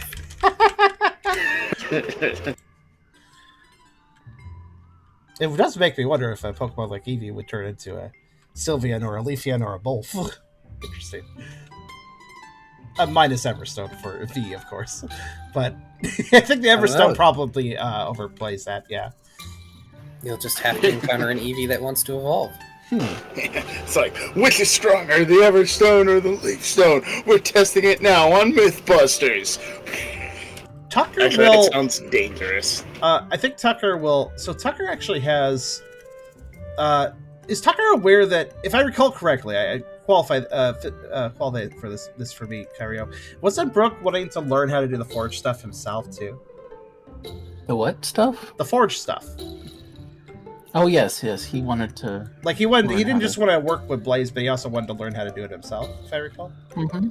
So that's something for Tucker to bring up to Brooke for sure about the idea of like maybe they can melt the silver later.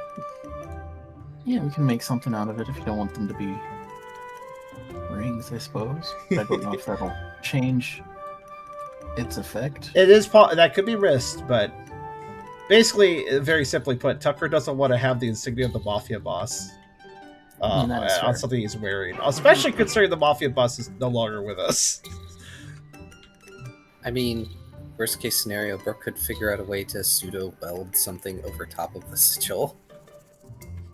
Just put a sticker over it or something. There, now it's different. Just press the insignia on a hot iron and then it'll flat. I don't think Tucker really cares what it looks like. He just doesn't want to look like the Clodster. So you could just as well press the marking out, press the insignia completely out of it, and that would be fine for him. Do we have a symbol? We don't have a personal symbol. We do not have a logo. We need a symbol. I vote the face on my shield. On your what? The face on my shield. I don't think that would be a very customer trust. Oh, your shield. I'm sorry, I couldn't hear. I couldn't translate laughter language. Oh, sorry. I don't know how a scary face really captures the essence of Team the Cheer. essence. Team Cheer, roar! Oh gosh.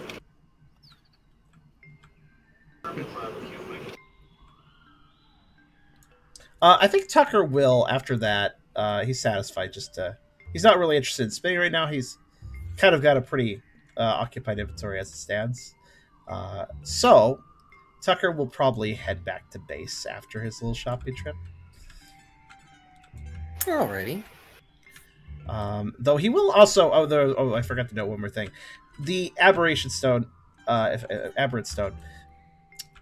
That is something that he's like, I wonder if Ralph would be interested in this. So, like, that's something he would be thinking, too. So he'll probably mention it to Ralph later.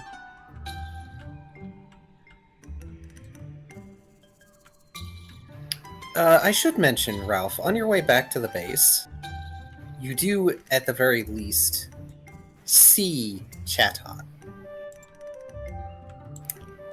You see Chatot, very unfortunately, going to Rise's home.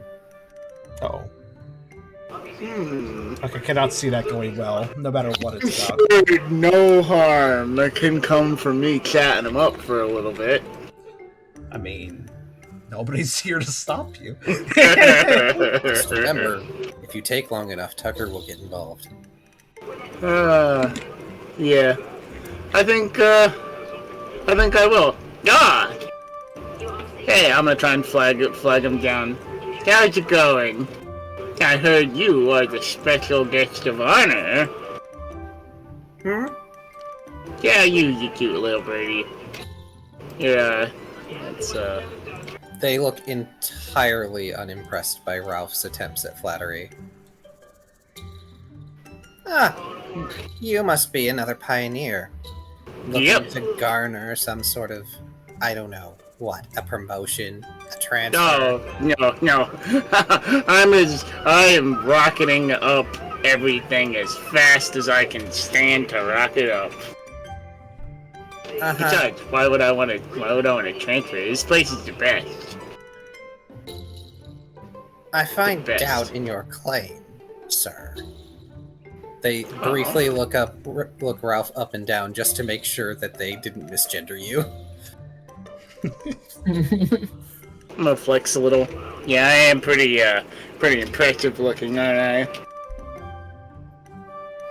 No more impressive than other Pokemon I've seen. High C, maybe a low B.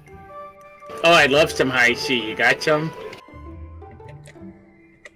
I'm sure you're referencing something that I'm not aware of.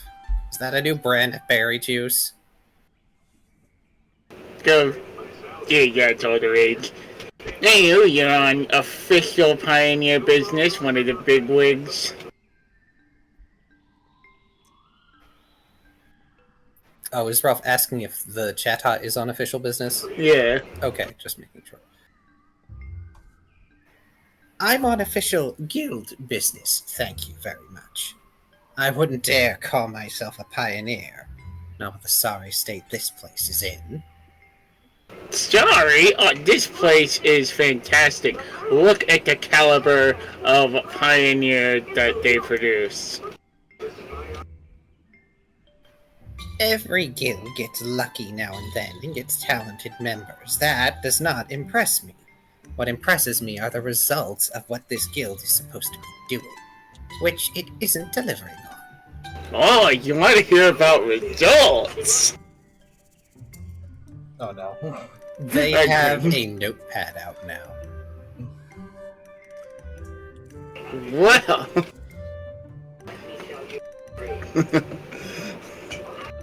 we stopped the rampaging kaiju shaman from destroying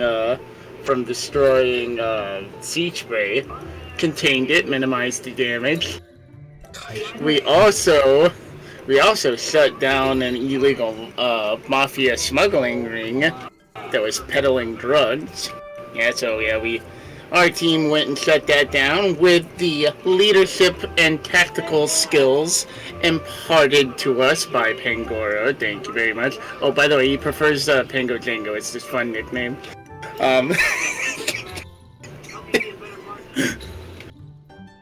Name changed without guild registration paperwork.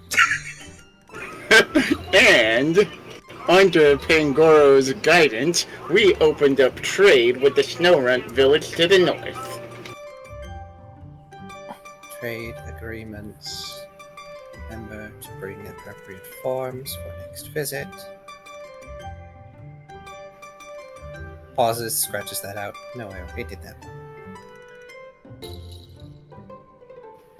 Anyway, next shipment of trade stuff comes in, you gotta try yourself a snomlet. It's like this snow that's like flavored and it's got like the texture of dough.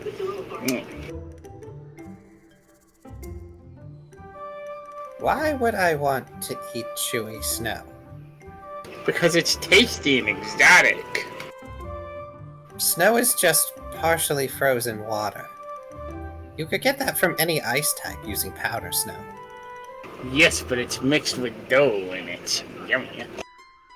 So, you've mixed dough and snow, which is clearly going to melt. Well, it's like, well, ice cream's gonna melt. Don't you like ice cream? Not particularly, no. Oh, That is not surprising. gosh, that's sad. I prefer grains and seed, thank you. Oh, and salad. Ah. Yeah, I'm not a Italian guy myself. I can tell. Thanks. Is there a purpose to this conversation, Mr. Ralph Wilson. I'm gonna hold out my hand to shake his hand. Writes down your name. Ralph Wilson. And you are a Snorlax? They look up from their notepad at Ralph. They still haven't shaken your hand. Yes, and check this out. I'm a psychic Snorlax. I'm gonna like lift him up, turn him upside down, turn him right back side up, and put him down.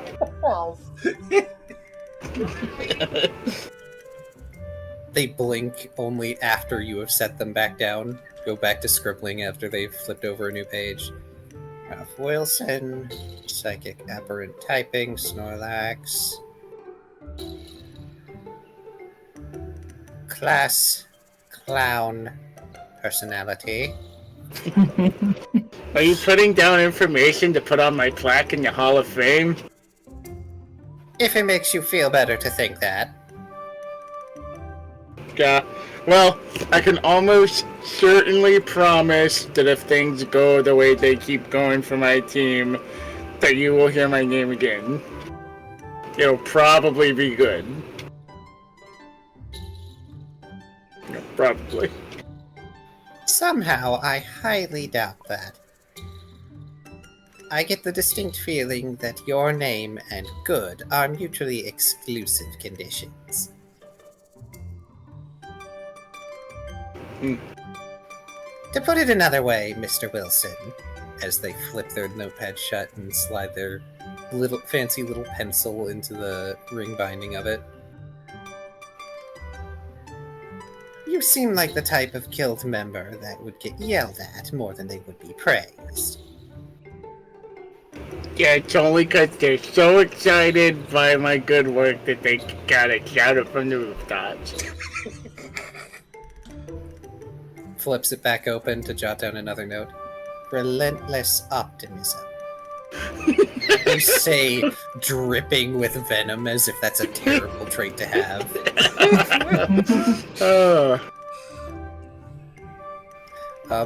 So around this time, I think I would say, Tucker with Puppy, as you're heading to Team Cheer HQ, you see Ralph over by Rise's house.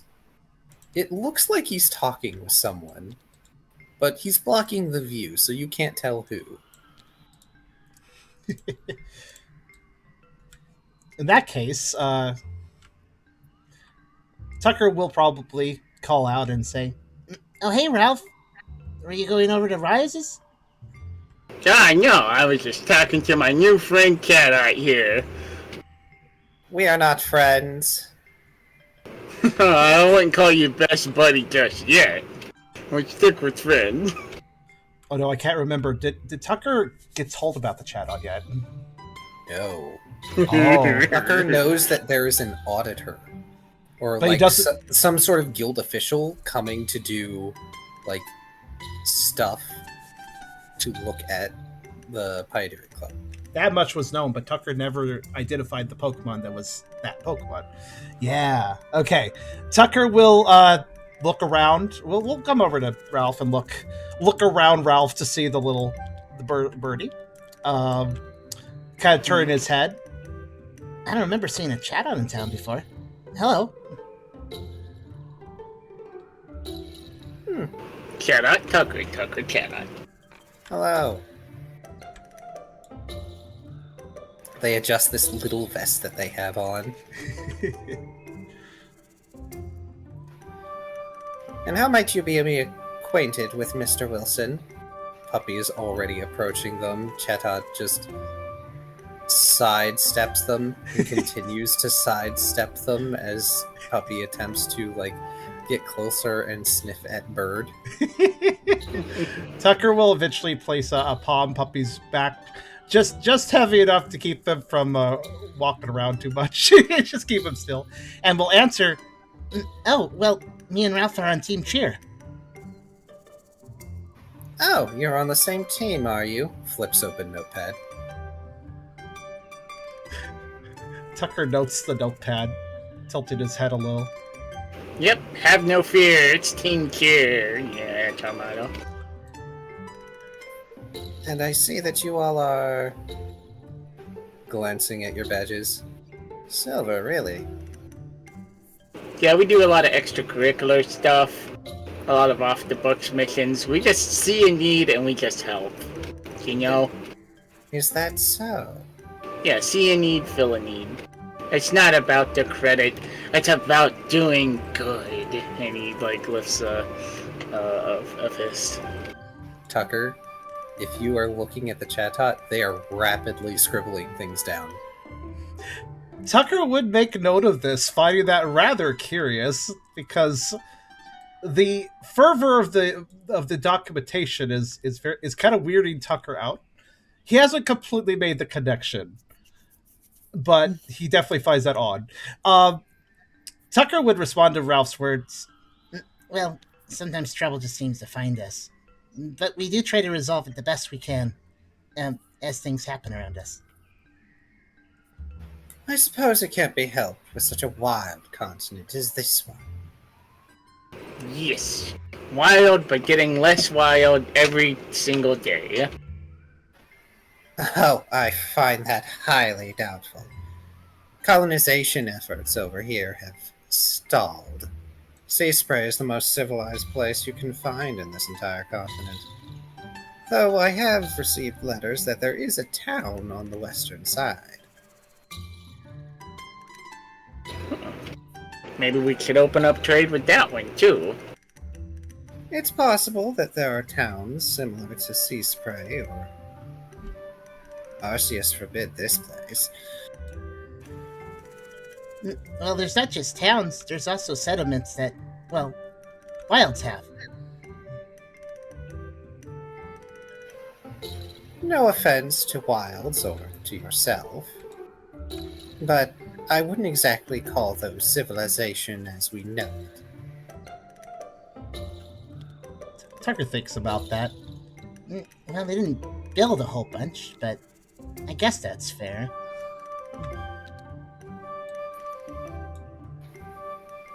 Again, no particular offense meant.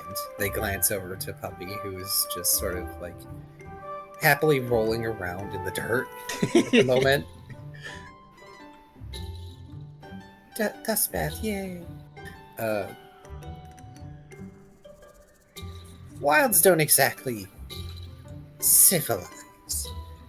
There's a reason people call them wilds, you know. Tucker nods. Yeah, I guess you could say they're a little more one with nature and all.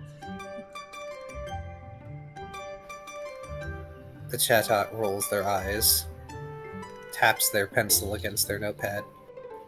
And your name is? Oh, Tucker.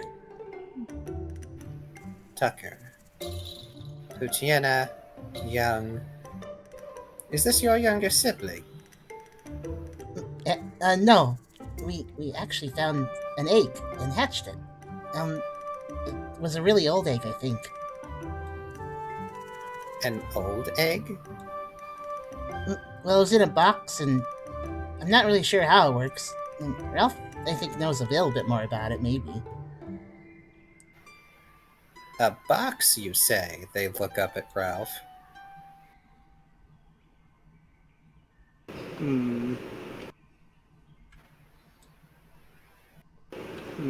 They have flipped to a new page. Do I tell this thing the truth? Tucker was there for your explanation back then, but Tucker didn't really completely understand the tech, so to speak. So he didn't really remember too much about it. After a moment, Ralph laughs. It is a younger sibling. I don't know, the box thing, so it's a game they like to play. Anywho, we better get going.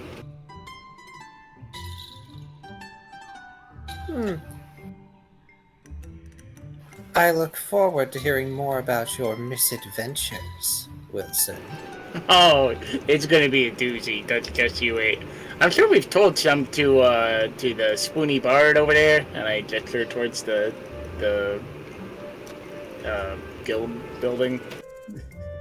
He's got like songs about me. There are songs written about me. Are there songs written about you? Yeah. I wouldn't trust any word that comes out of that lying fool's mouth.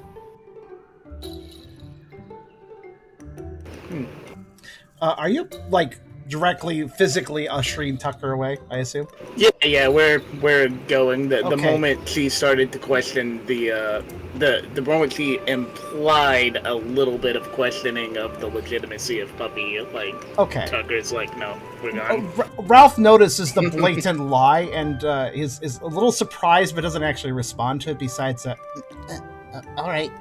and just Tucker does scoop up Puppy by the nape of the neck just since he's getting ushered away so quickly. Yeah. It's Tucker is aware that was weird, but he's not going to say more given Ralph's reaction. Yeah, once we're out of earshot, once I'm pretty sure we're out of earshot and the thing's not following us, maybe out of my peripheral vision, I make sure it actually went into the Rise's house. Does the chat out return to their whatever they're doing with Rises? So, I'm using side comment. It might as well be also Blaze's house. But I mean, to be fair, I don't think either of you have seen Blaze's abode. Oh shoot, is it that time already? Shit. Yeah, it's almost 7 over here. Yeah. I had intended to make, like, dinner, but it's fine. It'll be a fend for yourself night. I feel a little bad. Oh, It's okay. It's okay. I try to make sure that doesn't happen too often. If somebody cooks for me, I consider that to be a bonus thing, not something that I expect. Oh, hang on, everyone. Sure, take your time.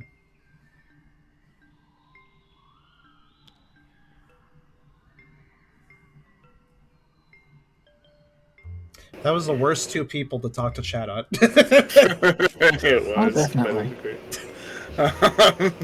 That said, I don't think Rick would fare too much better. Also, I will note, yes, I don't know if you guys noticed, but sometimes Tucker's like, I don't know that Pokemon. Sometimes Tucker's like, oh, you're a blah. Chat on is something that Tucker would be aware of. I feel like that's something that would not be unreasonable to see out and about in his past life. So if Tucker recognizes something from his past life, Pokemon-wise, he will just remember it. That's the one thing about his memory. It's kind of, his memory's kind of weird and works off of emotions, but Pokemon were always the focus of his life, so the ones he knows, he knows. Yeah. You know what's funny is, right as soon as you said no, I said yes. Like, no, I was like, yes. But I didn't hold my push to talk down, so you would have said no and I would have said yes at the same time when they asked if it was your sibling. Oh! So there was no way you should tell that to Carr, actually. That's amusing. That would have, if you had actually spoken at the same time, that would have changed what Tucker did a little bit, but that's okay.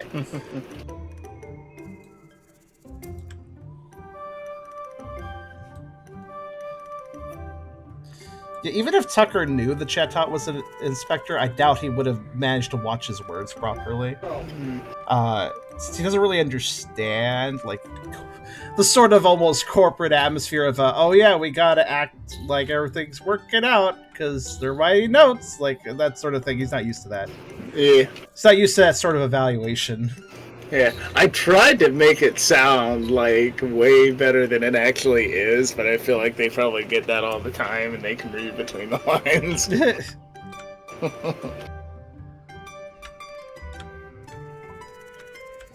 The writer's just been with Liar, working on trying to understand him more. That's fair.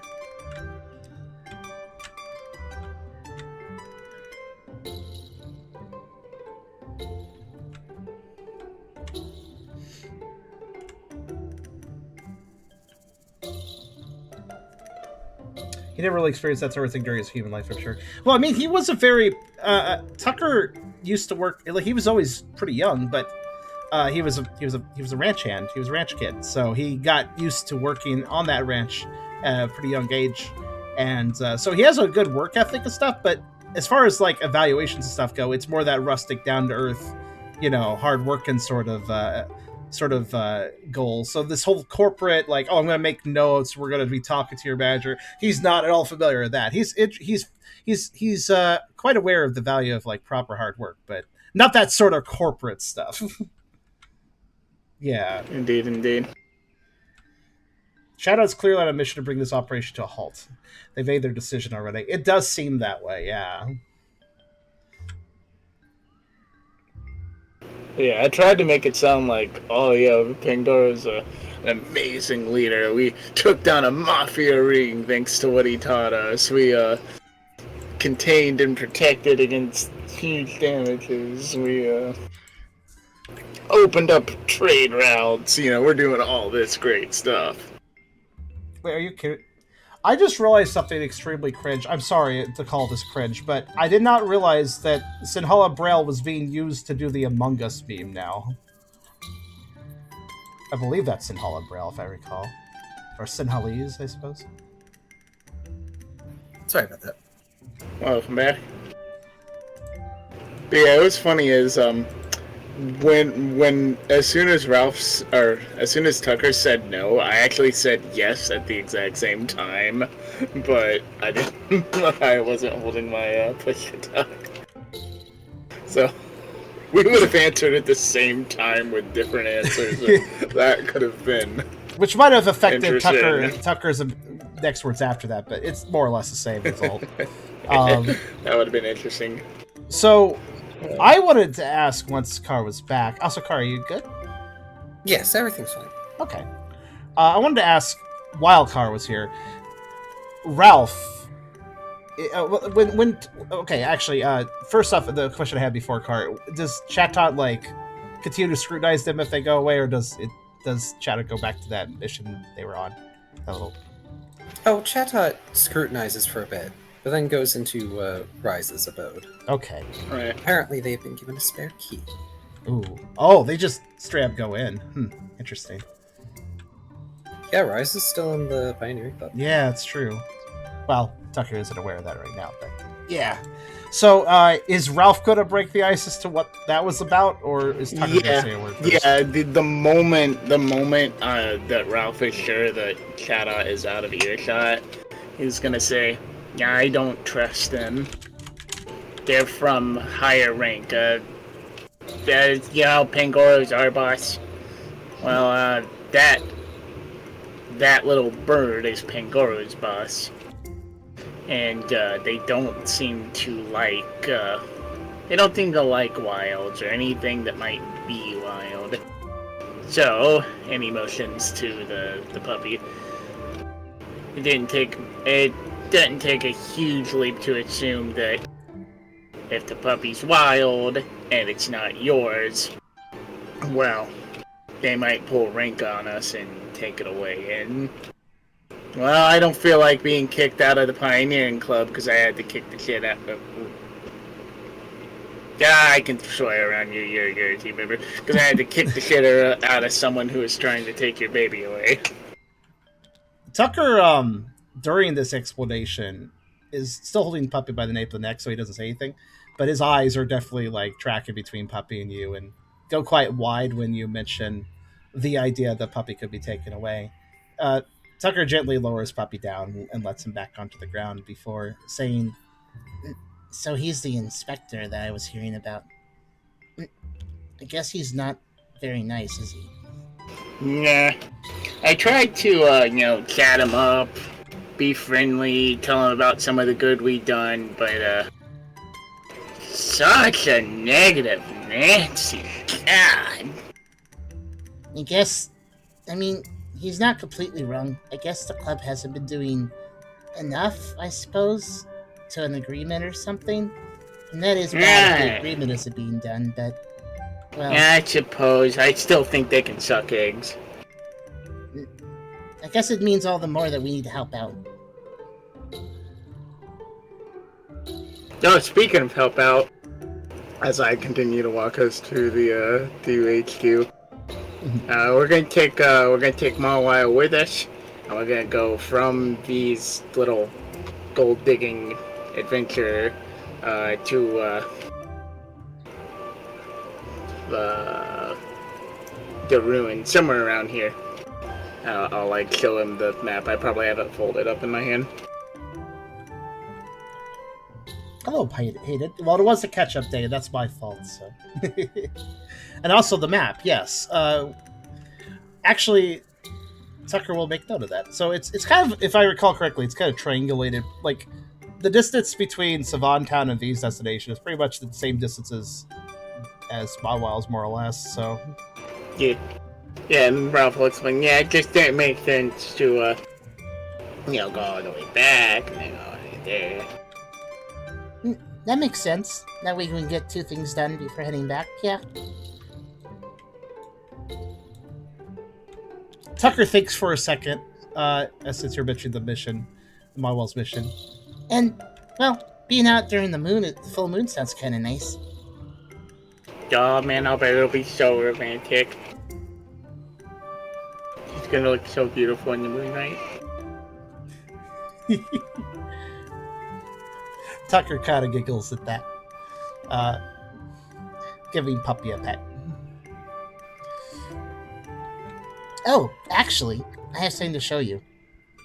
And he pulls out the Moonfern Stone. Have you ever seen one of these before? I just got it in a trade from Techland's shop.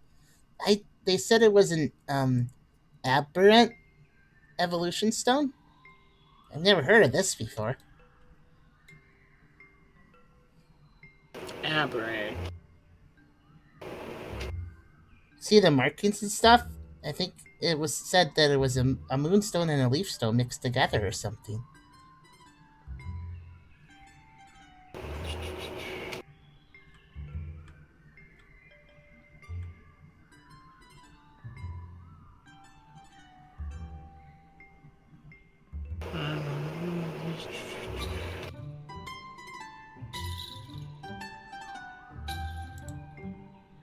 Aberrant, normal, unusual.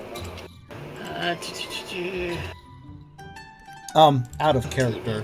Karserus, is that based on something from the games, or is that... Because I don't believe that is. No, it's not. Okay. Do you need direction, Ralph? Huh? Yeah, it does seem like Ralph is thinking very hard. Oh, yeah, he's just... So, it's been warped or changed? And he looks at it like it's corrupted. Let's see, what did the Kecleon say about its sourcing? Well, they said that when you mine things from dungeons, it might be a little different than what you might normally find. Right. So it's at least implied to come from a dungeon from somewhere. Okay. Tucker will relate. Well, Kecleon did say like it got removed from a dungeon, but they said that sometimes when you're trying to look for something like, I guess, an evolution stone, sometimes it doesn't come out the way you always want it to, or the way you normally find it, and I guess that's why this exists. Interesting. That's pretty cool. I wonder what properties it has. I feel like it could be useful, which is why I took the trade. I'm not sure if it's safe to evolve with, though. It seems a little weird. He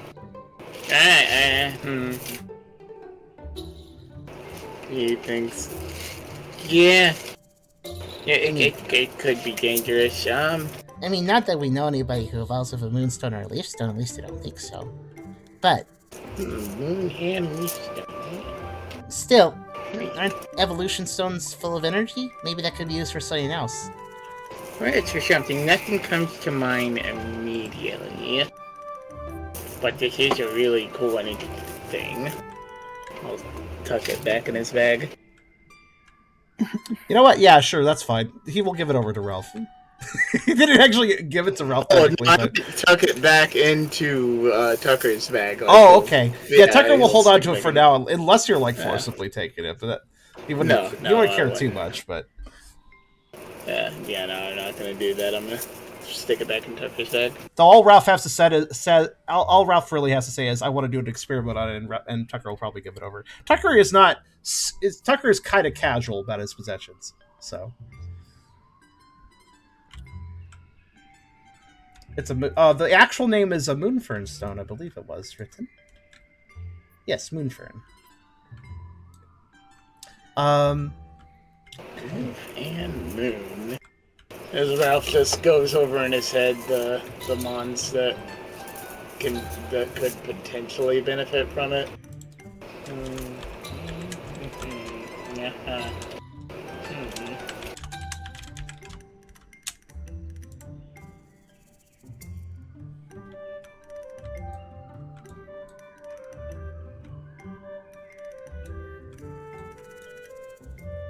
Nope. Also, apparently, good night, Pierce. Did not see that message.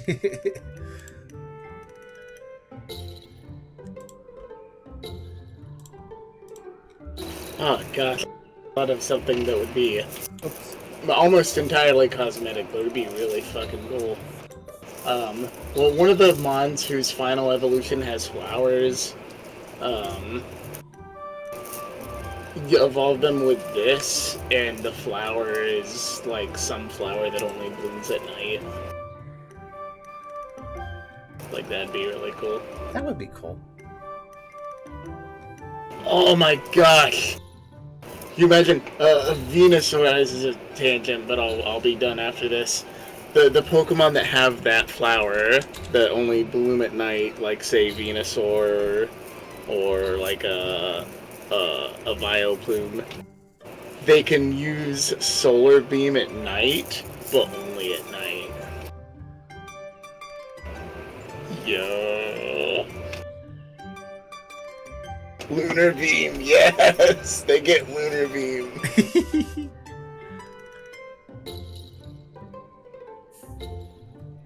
Yeah, I imagine the rest of the walk would be uneventful. Tucker would be contemplating that chat off for a bit, though.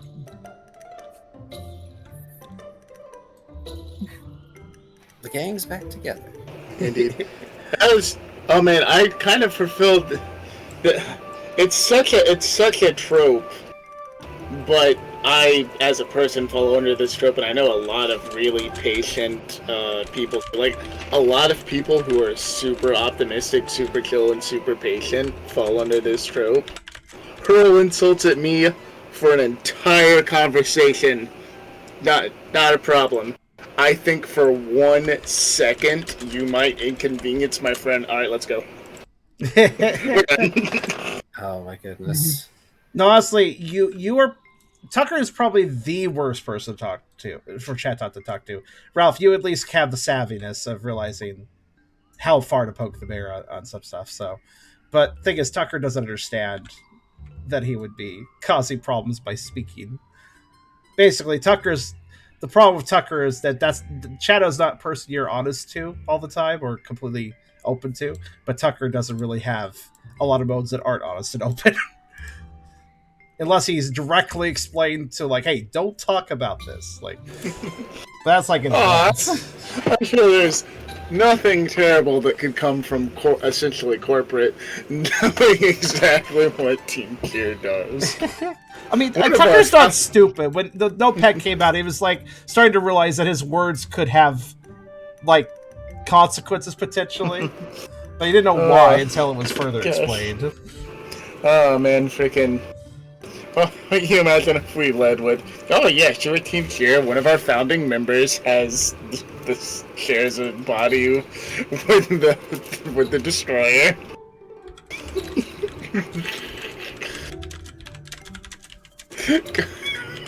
Go mention that.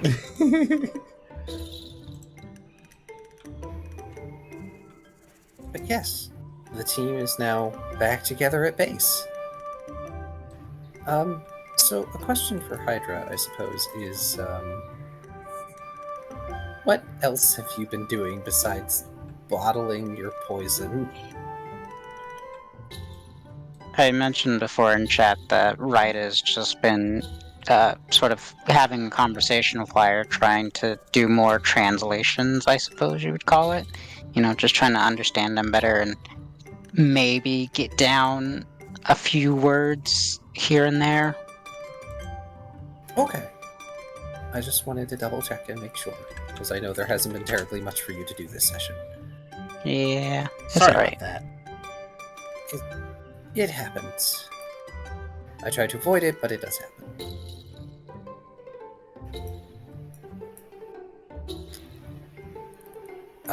But yes, I would say that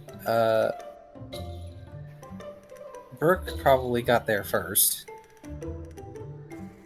And then it would be Ralph and Tucker. Or wait, no. No, Ralph and Tucker would have gotten there first. Brooke would have gotten there second. Yeah, Brooke had a lot going on. That makes sense. Because you guys would not have encountered the Chatot if you had gotten back to base second.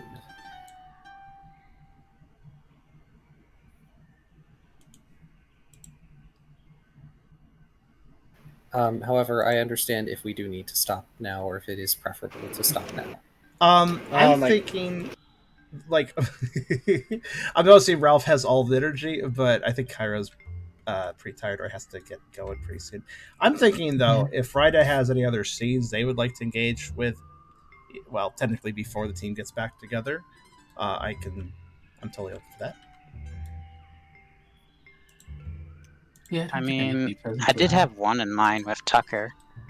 Okay. Yeah, sure. Yeah, sure. Why not? Or whenever he popped up. Yeah, I mean, yeah. Let's have that. Let's have that be the next scene then, or the ending scene then. What you got? What? I guess I should Code. explain. I guess I should explain that Tucker, Ralph. Are you doing anything special when you get back to base? No. Okay. Yeah, I would have just been like, "Hey, Mo, I was going with us," and yeah. Yeah, Tucker will greet everyone, but it has nothing in mind particularly when he gets back to base. So go ahead, right? Should probably answer to Kyrio first. Yeah, go ahead. Yeah, makes sense. I mean, again, Brooke's Nick not Kyrio. technically here for this moment, Yeah. so it's fine. Yeah, I'll just add their experience. You have a good night, Kyrio. Good night, everybody. Good night, Kyrie. Good night. Good night. Yes. Upon hearing the arrival of Tucker, Ralph, and Puppy, Ryda would obviously reconnect, saying hi, greeting you guys back, I assume expositing information between one another, and then eventually ask to speak with Tucker in private. Oh, sure, I can do that. Puppy probably having still stuck with him for this time, he will usher Puppy off to just go play in the house. And he will follow Ryda wherever Ryda wants to take that privacy. Ryda doesn't have anywhere specific in mind, they just go off to somewhere where they can be private in a conversation without anyone overhearing or such. Random empty room, then. We have a few of those. Yeah. But once they're there, Ryda will sort of right off the bat to Tucker. There is something I must explain to you. After a conversation with Brooke, it was made clear that I must be more honest with the entire party. Tucker nods a little bit. Well, that is good to do, yeah. The sight you saw at Sandbar Blue was caused by me. Tucker will have his eyes go a bit wider.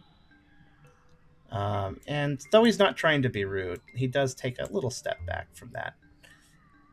Oh. Did the fighting just get really violent and that's just what happened, or? No. By the end, most were unconscious, without much struggle. Though, when all said and done, I was the last one standing. And once that was the case, I enacted justice upon the Clodfather. That makes Tucker immediately go into a kind of narrow-eyed squint at that. And he kind of just expresses a...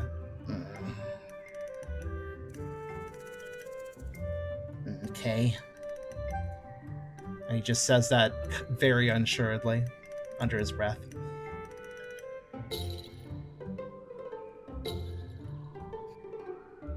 The reason you were not notified sooner is because I believed if you knew of my intent, you would try and stop me. And I didn't want to cause a scene during the investigation, so I waited till now to fully exposit this. Tucker seems to be, emotionally speaking, what you can see on him is he's very clearly upset and shocked. It seems like for a moment he was scared, but then after thinking about it a bit more, he's just upset. He gives a slow nod and expresses, Well, they're right. I would have reacted poorly sooner. I guess. it's kind of clear he's very much holding back probably both words and emotions right now after hearing this.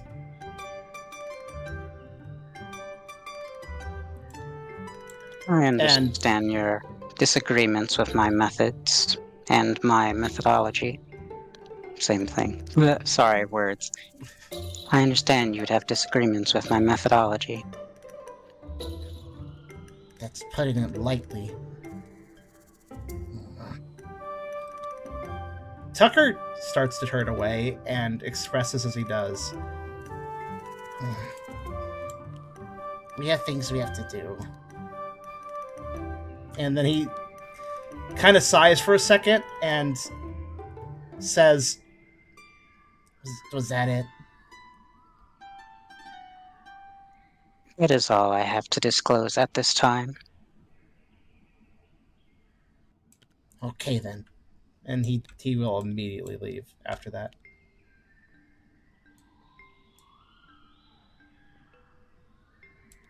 Little thing in the corner, Tucker disliked that. Or actually, more accurately, Tucker hated that. Tucker left before he exploded, actually, more or less. Yeah, so you just you get the little pop up in the corner. Tucker hated that. Ryda isn't the best at picking up on emotional cues other than, well, Tucker has some emotion going on. Best not to bother them now. I told them the truth. Yeah. Good enough. No, Tucker's not giving Ryda any hints, really, especially for somebody who's unable to see emotions clearly, as Ryda typically is. Though Tucker's more hiding things or keeping things back because, well, he's already, if you might remember, a long time ago, his emotions caused him to attack a team member. That's not something he wants to repeat. But he sure kind of felt like it just a moment ago. But he also promised himself he wouldn't, so he left. He wanted to get away from that situation. So, and by the way, Tucker will not go back to Ralph or anyone else. He's going to basically just completely avoid everyone, beeline for his room, and close the door.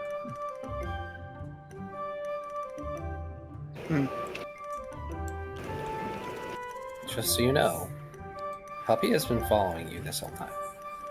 Oh, when I assumed that when Ryda took Tucker aside, they were in an isolated room.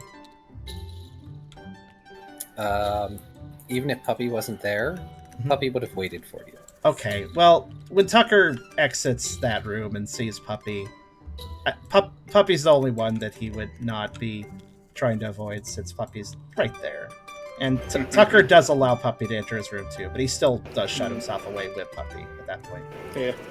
I was most likely not aware. Ralph probably went right to his room. Like, something private. Yeah, I mean, if he sat and really thought about it, he could probably figure what it was. But he's like, they want to talk. Alright, I'm gonna go in my room. I'm gonna get a nap in. That's fair. Honestly, Tucker will probably just be squeezing Puppy for stress relief, if anything.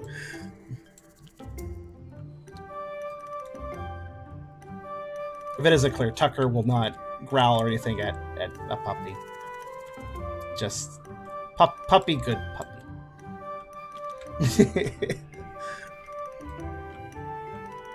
But he most certainly wants to be alone aside from Puppy. Lovely. Which means Brooke is going to end up coming back to everyone being in their own room. Instead of... like good boys. Except for wherever Ryda is, yeah. Yeah, except for whatever Ryda ends up deciding to do next. And fair, that's putting it bluntly, but very true, honestly. See, if Tucker had not gone through as many experiences as he has, he probably would have been scared of Ryda.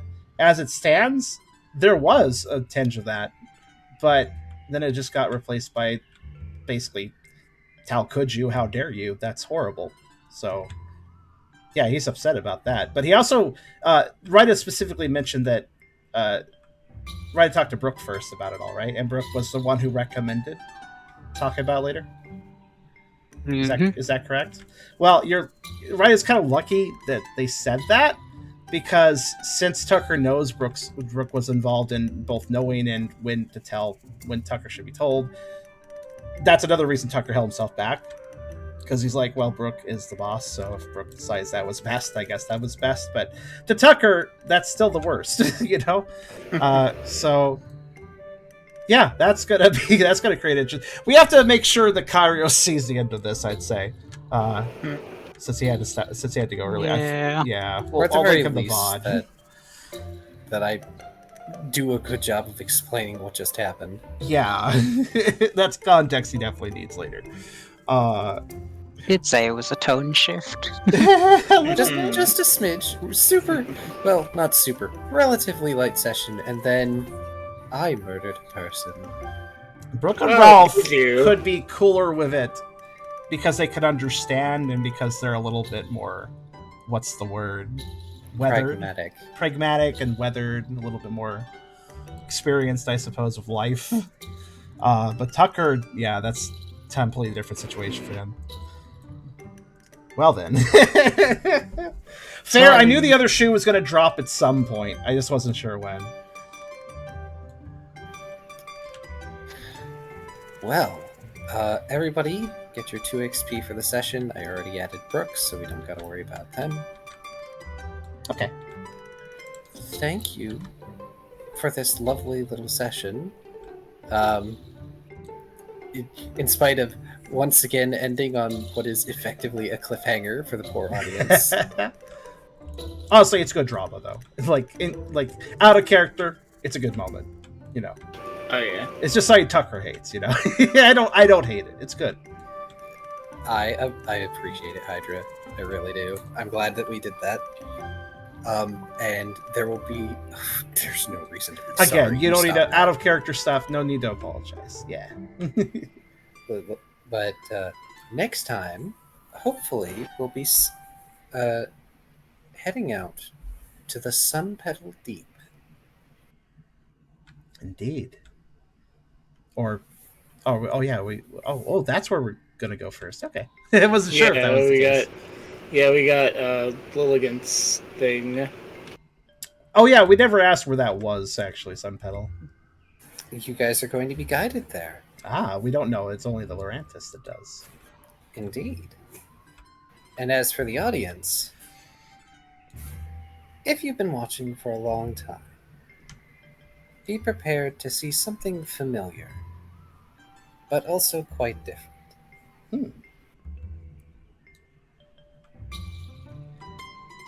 And just to help you feel a bit better, Hydra, something to remember: a good story with good character relationships.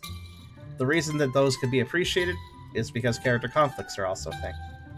You have to have the bad to appreciate the good. So, look, it hasn't created a conflict out of the game. I'm happy. Nah, it's fine.